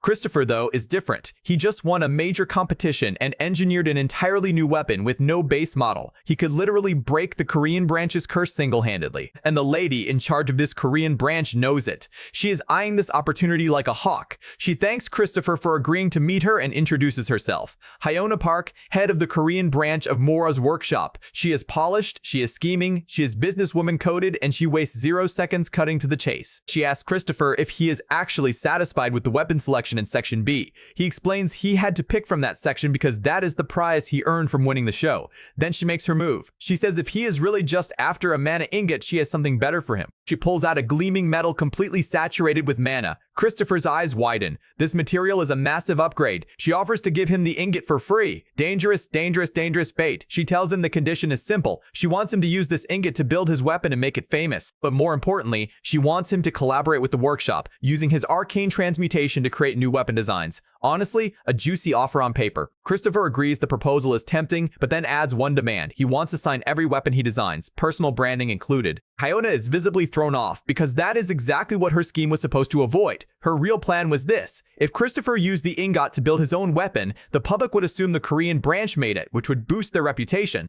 She was also planning to have him craft a whole collection of weapons using the plus ingot, releasing them under the company's name. She tells him he would have to sign a contract agreeing not to reveal his name publicly. Christopher smirks and replies coolly that if those are the conditions, he will simply take his services to the main branch of Mora's workshop instead. Hyona almost has a heart attack because losing him to the main branch would be a catastrophic blow to the Korean division. She quickly asks him for his terms. Christopher is absolutely feasting at this moment because he finally has the leverage to stack his own chips. He tells her flat out he wants her branch's sponsorship. Hyona blinks because they are already giving him a weapon, and now this kid wants a whole sponsorship on top of that. Homie is shopping like the ingot and the contract was just an appetizer, but after mentally calculating how catastrophic losing him to the main branch would be, she agrees to give him the sponsorship too. Then our boy drops the real bomb. The Korean branch will not just be sponsoring him, they will be sponsoring a team he just joined called P. Hyona's soul briefly leaves her body because PAR is one of the lowest ranked Division 3 teams in the country. Sponsoring them is like putting Louis Vuitton on a tricycle. She tries to smoothly suggest Christopher join a more prestigious team that would better suit their brand, but he calmly informs her that he already signed the PAR contract. Done deal. Hyona is now fully cooked. She explains that sponsoring PAR will tank their sales and ruin their image. Christopher, the absolute menace, just shrugs and says that sounds fair since he will only be making weapons for the Korean branch anyway. He basically traps her in her own scheme. After a long pause, the head of an internationally distinguished weapons company has no choice but to nod and promise to send someone to PAR for the sponsorship details. Just like that, a literal teenager cornered the head of the Korean Mora branch into an impossible sponsorship deal. Boardroom assassin behavior. Later that day, Christopher walks into the stadium and looks around, slightly sad, because the small crowd is actually about what Division 3 matches pull. A handful of fans scattered in massive seats like a Tuesday night Applebee's. Today's match is S versus PDAR, and Christopher casually assumes PDAR will win since they are 9th place versus dead last. The commentator explains that PDAR cannot afford to lose to SP. The lights hit the field, and Christopher mentally notes that Divisions 2 and 3 happen in virtual reality, while Division 1 takes place inside real dungeons where injuries are deadly serious, so the lower division should theoretically be low stakes. But to Christopher's absolute shock, the players on screen look like they are running for their lives in a horror movie, not battling. Running. The match wraps up and Christopher is blinking because the performance he just watched was genuinely pathetic, like community theater energy. He came here specifically to scout hidden potential inside Par, and his future team just ate a loss. Then the commentator drops the detail that Par has lost every single match this season. Christopher looks at the scoreboard just to confirm, and yep, 0 wins. For a split second, he almost regrets taking this team, thinking he should have joined a mid-team with actual competent players he could carry into Division 1, but he shakes it off and locks in. If he's going to fix this disaster, the first step is simple. Fire as many of these clowns as possible and pray at least one of them has a pulse of actual talent. Cut to the team dorm and our boy walks up to what looks like a regular house. Not a fancy facility, not a corporate building, just a normal residential home. He flashes back to his own first team, which also had no sponsor and used a normal house too. Fair. He enters using the code he was given and immediately walks into a full-blown shouting match. Players are screaming at each other over the recent loss while the official president tries to break up the chaos like a substitute teacher who lost control of the class. Christopher internally acknowledges that arguments are natural when a team is this cooked. The coach spots him and formally introduces him as the new recruit who just won Hunter's next generation. The entire room goes silent in disbelief. Christopher, being the most delicious villain in the room, immediately roasts them by sarcastically praising their performance, calling it miserable. The team goes from confused to furious instantly. One player snaps and tells him to show respect because they are all pro players. Christopher doubles down and actually mocks him for being offended. Then he proposes a fight against the pro player where the loser has to submit to whoever wins, aka him leading the team. He keeps provoking the hot-headed one until veins pop. Training room. Christopher is a little thrown because out of the whole team, only 3 hunters actually stepped up to fight him, meaning most of the team has no spine at all. He tells the ones who showed up to not deactivate their pain receptors because he wants them at full strength. The hot-headed hunter snaps that Christopher should worry about himself, not them.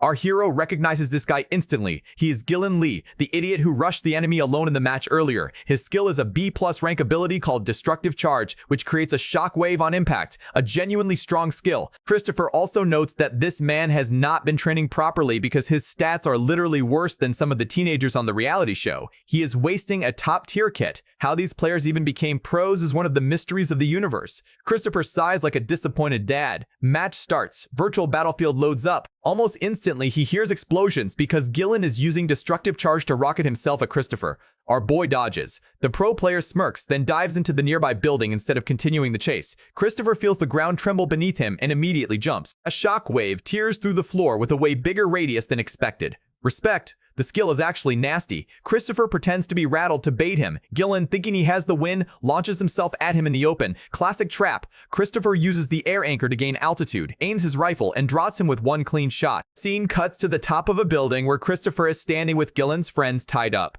He calmly asks which of them wants to fight him next, adding that it will not be pleasant. They are trembling. He proceeds to pop them both like balloons with clean headshots. Back in the real world, all 3 defeated hunters are writhing in pain because they forgot to disable pain receptors. They remind Christopher of their bet where the losers had to leave Per and then try to argue the bet is invalid. Christopher does not care. He tells them to get out. 2 of them storm out yelling that Per will never amount to anything, but the third one, Gillen, hesitates at the door. Christopher walks toward him to escort his sorry behind out, but Gillen suddenly bites his own lip until it bleeds. Man actually self-injures for emphasis. Gillen humbles himself and apologizes, which genuinely stuns Christopher because he did not expect this kind of backbone flip. Gillen begs to be let back onto the team. Christopher respects the fight in him but asks him to give one reason why he deserves to stay after losing to a literal rookie. Gillen says Destructive Charge is a great skill, and since it is his only strength, that should be enough. Christopher cannot deny the skill is solid but roasts him for being lazy with it, pointing out he had already offered advice once before. Gillen, swallowing every ounce of pride he has left, promises he will do whatever Christopher says if he lets him stay. Christopher makes him commit to one rule. He answers to no one but Christopher.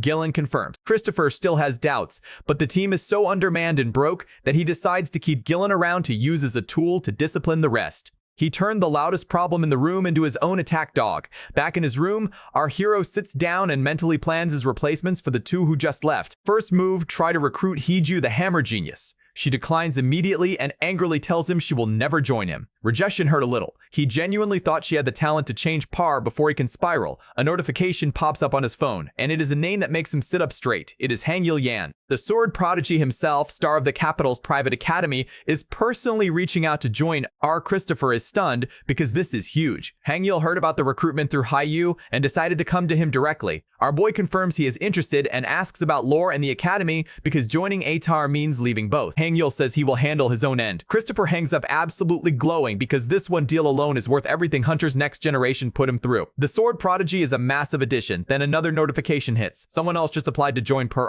This one is also impressive, and Christopher starts pulling up the team's files. But this is where he hits the real problem. The most crucial element of team play is skill synchronization, and Par has zero of it. Everyone's kit is disconnected, and every member's stats are trashed here. It is a broken machine. Then he notices one name on the roster, a girl named Yan Julie, who has a skill called positional awareness that lets her triangulate enemy locations with insane precision. Christopher's brain lights up, because if he combines her skill with the sword prodigy, plus the 2 new hunters who contacted him, Per could genuinely run Division 3, Seeds of a Dynasty. Cut to the chairman's office. The old man asks Christopher what he thinks of Par and whether he sees their talents. Christopher sarcastically confirms that yes, every member is a beautiful diamond, all thanks to the chairman's legendary management work. The old man chuckles and admits he simply did not have time to run the team seriously. The chairman points out Christopher has been recruiting aggressively and openly says he was floored that the kid managed to lock in Amora's workshop sponsorship for them. That is unheard of energy. He then asks what kind of team vision Christopher actually has. Our hero says he has 2 concepts. The first one the chairman is clearly already expecting, a team that is carried entirely by Christopher. The old man agrees that yes, that is the obvious path, but also warns him that any team with a single strategy eventually dies, which is why Christopher has a second concept in progress, and he teases the chairman that once it is ready, it is going to be explosive.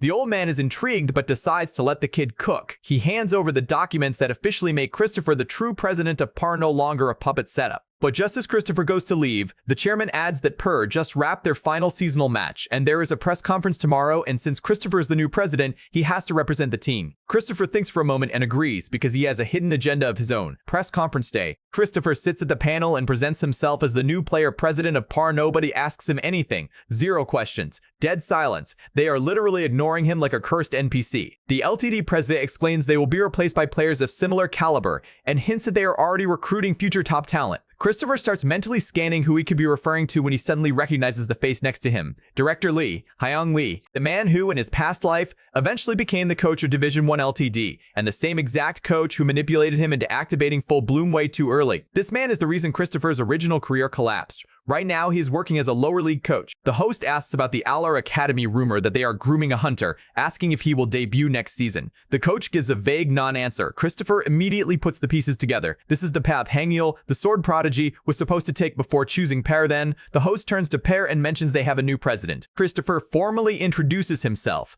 The host, clearly entertained, points out he is the first middle schooler to act as player and president simultaneously, then asks if he plans to change Per since they lost every match this season. Christopher says yes, big changes are coming. The host asks for examples, and Christopher starts explaining he will be replacing players while doubling as coach and player himself. And just as he tries to mention their sponsorship, the host immediately cuts him off and switches to someone else. Full-blown disrespect. Christopher is clearly annoyed, but the interviewer has no choice but to hand him back the mic when he firmly says he is not done. Christopher then drops the grenade. He says that after watching Division 3, none of the teams here are actually competent. The room goes Arctic cold. Director Lee is visibly fuming. Christopher tells every coach to be ready because he and his team are coming for them. He then points directly at the director and says they will take his team down because it would be a massive scandal for the top team to lose to the weakest one on the board. He racks the verbal hit and ends his provocations with clean swagger. Later, the door to the Par dorm opens and Christopher beams because Jisoo, Do-yeon, and Hangil have arrived. His crew is assembling. Do-yeon immediately points out that their team headquarters is just a normal house. Christopher reminds him the team cannot afford more.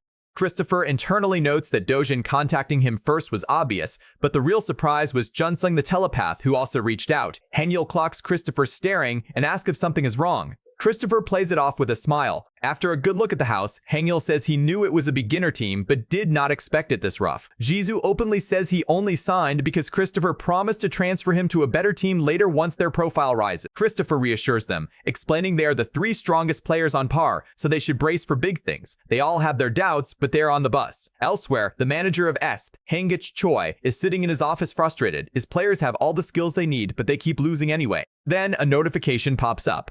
Pidar is requesting a friendly match, and the coach is strongly recommending everyone accept since it is the off-season. The manager lights up because winning a friendly is the easiest way to break his team's losing streak. He contacts the coach immediately to lock in the date. Meanwhile, SP players are confused because nobody fights friendlies during off-season. They gossip about how Pidar's new manager trashed LTD out at the conference, and they laugh, convinced even they are about to curb stomp Per on the morning of the match. The PR coach asks Christopher if he is really sure about this. He points out that Christopher joined the old members, and the new members have not even gelled with the team yet. They do not have enough hunters to even run 7 versus 7 internally. Christopher explains they still have to fight. Why? Because continuous defeat spawns despair, and despair kills players mentally. Once Hope enters the room, everything changes. Christopher just wants to give Pierre hope, and a single participation could be the spark. His eyes glow with determination. He is ready to show them victory even looks like. At the venue, the S manager walks up and introduces himself to Christopher, genuinely unsure whether to call him president or manager. They shake hands. Christopher immediately clocks that this guy's eyes lack seriousness, meaning he is arrogantly underestimating Pierre matches about to begin. Christopher gathers his team and tells them he will be leading, and they obey without question.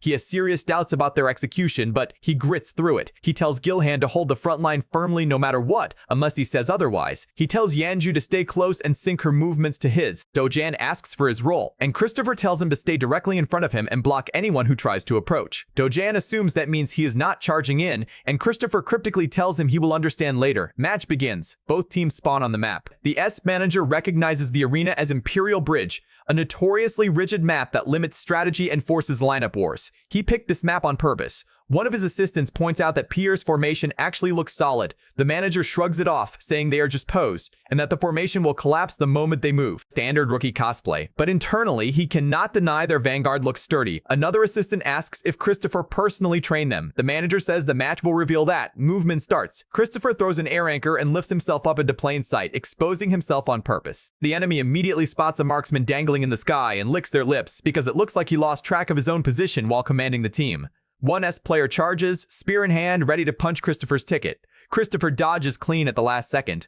The manager blinks, suddenly realizing this was not a mistake. Then Dojan flashes in and cuts down the spearman on the counterattack. The SP side now realizes this was a bait setup. The marksman role, the most protected position in any league, was deliberately exposed as a trap. Dangerous energy from a beginner team. Christopher aims his rifle. Everyone freezes because everyone knows this maniac can now fire mana bomber bullets. The enemy tank rushes in front of his team to shield them. Christopher fires. The vanguard shield shatters in one shot, triggering a massive shockwave on the bridge. Per absolutely nukes SPSAM, the match ends with praise clean victory. The S manager is absolutely speechless. They lost to Per in the blink of an eye. Inside the dungeon arena, Gilhan is stunned because at first he could not believe Christopher would use himself as bait, but now that he watched it work, he is genuinely impressed. The hot-headed vanguard finally looks at his captain with full respect. After the match, Per teammates are buzzing because they just won. An actual win. Gilhan walks up to Christopher and asks how he pulled that off. Christopher smiles and asks him what the most important thing in a lineup fight is. Gilhan says keeping the formation from breaking. Christopher then asks him how to break the enemy's formation, and Gilhan freezes because he has no answer. Christopher explains that there are only two solutions. Either you let them dismantle their own formation, or you crush them with raw power. Gilhan is stunned at how simple this sounds, yet he never thought of it. Christopher explains he used a technique called former,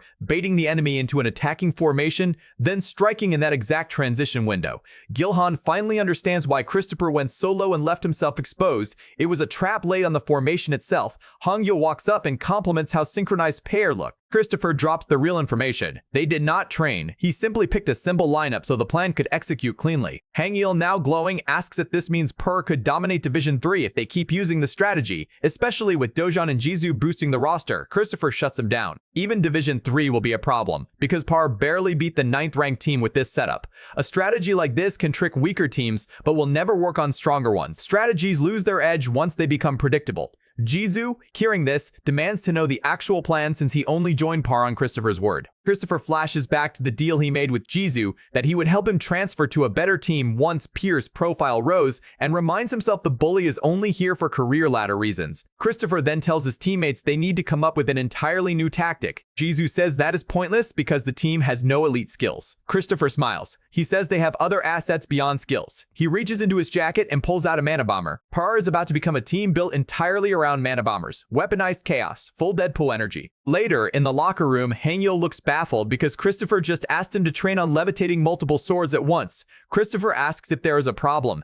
Hangyo says no, but adds that controlling too many swords at once messes with his focus. Christopher internally agrees because the usual optimal meta is using only a few blades to keep control. But he also knows that in his past life, the adult version of Hangyo could control 7 swords at once with ease, and 3 with full mastery. He needs to force that growth early. Christopher, with a disappointed tone, says the training will not be forced. Hangyo immediately panics because he only joined out of respect for Christopher, and that disappointed tone cut him like a butter knife through hot drama. He agrees to the training. He asks the coach how many swords he wants. Christopher says 7. Hangyo nearly chokes. 7. That is the exact number Christopher knows he can reach. Later that night, Jisoo is in for his own weird training. Christopher tells him to practice accurately dropping faraway objects with his gravity skill. Jisoo is baffled because his skill is usually best used offensively, not as a precision bomb dropper. Christopher sees the confused look and explains the full picture. He is talking about mana bombers. The plan is to attach fragments of mana bombers to Hangyul's flying swords, and Jisoo will use his gravity manipulation to detach those fragments mid-air,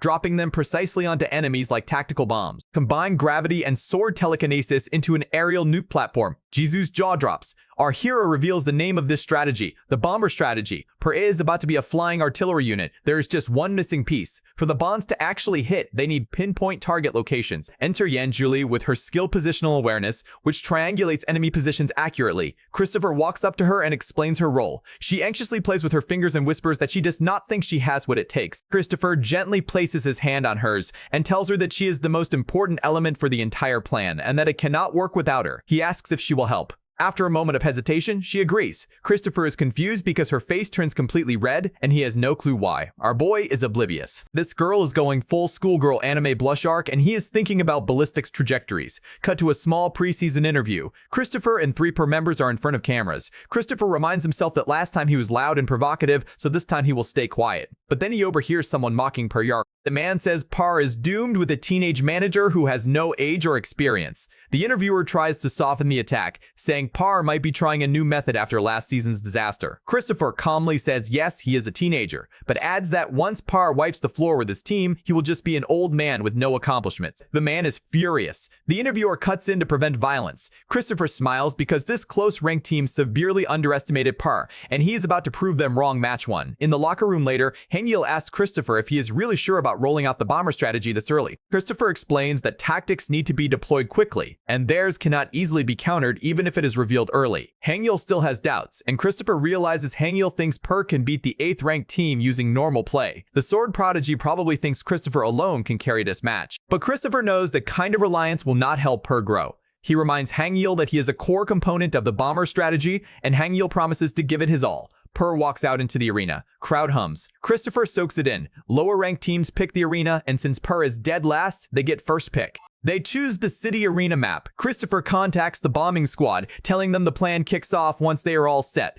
The 3 other members will act as bait and fighters, distracting and surviving. Yanjuli reports in from a high floor at the far east of the map. She activates positional awareness, locking onto the enemy positions and feeding them to the team. Christopher notes how insane this skill is on a big map. She reveals the exact location where the enemy team is meeting up. Christopher opens his map, marks it, and confirms the target zone. With everyone in place, Christopher announces the plan. They are going to nuke the building. Anyone who tries to flee will eat a bullet from him. If they dodge the bullets, they become the primary bomb target instead. He asks if everyone is ready. All confirm. Christopher lifts his rifle ready to conduct. Flying swords streak across the sky carrying mana bomber fragments. Christopher waits silently in his sniper hide spot. He radios the order to proceed with the bombing. A first fragment detaches and drops into the building. Inside the building, the enemy team is patiently waiting. One of them recalls how their coach warned them not to underestimate Per's new manager despite his age. The player smugly says they will not need any complicated plan to handle a rookie. Regardless, they decide to go all out. The main guy plans to use his skill Devastating Strides, which creates an earthquake, to catch Per by surprise once they show themselves. He is practically salivating to kill them,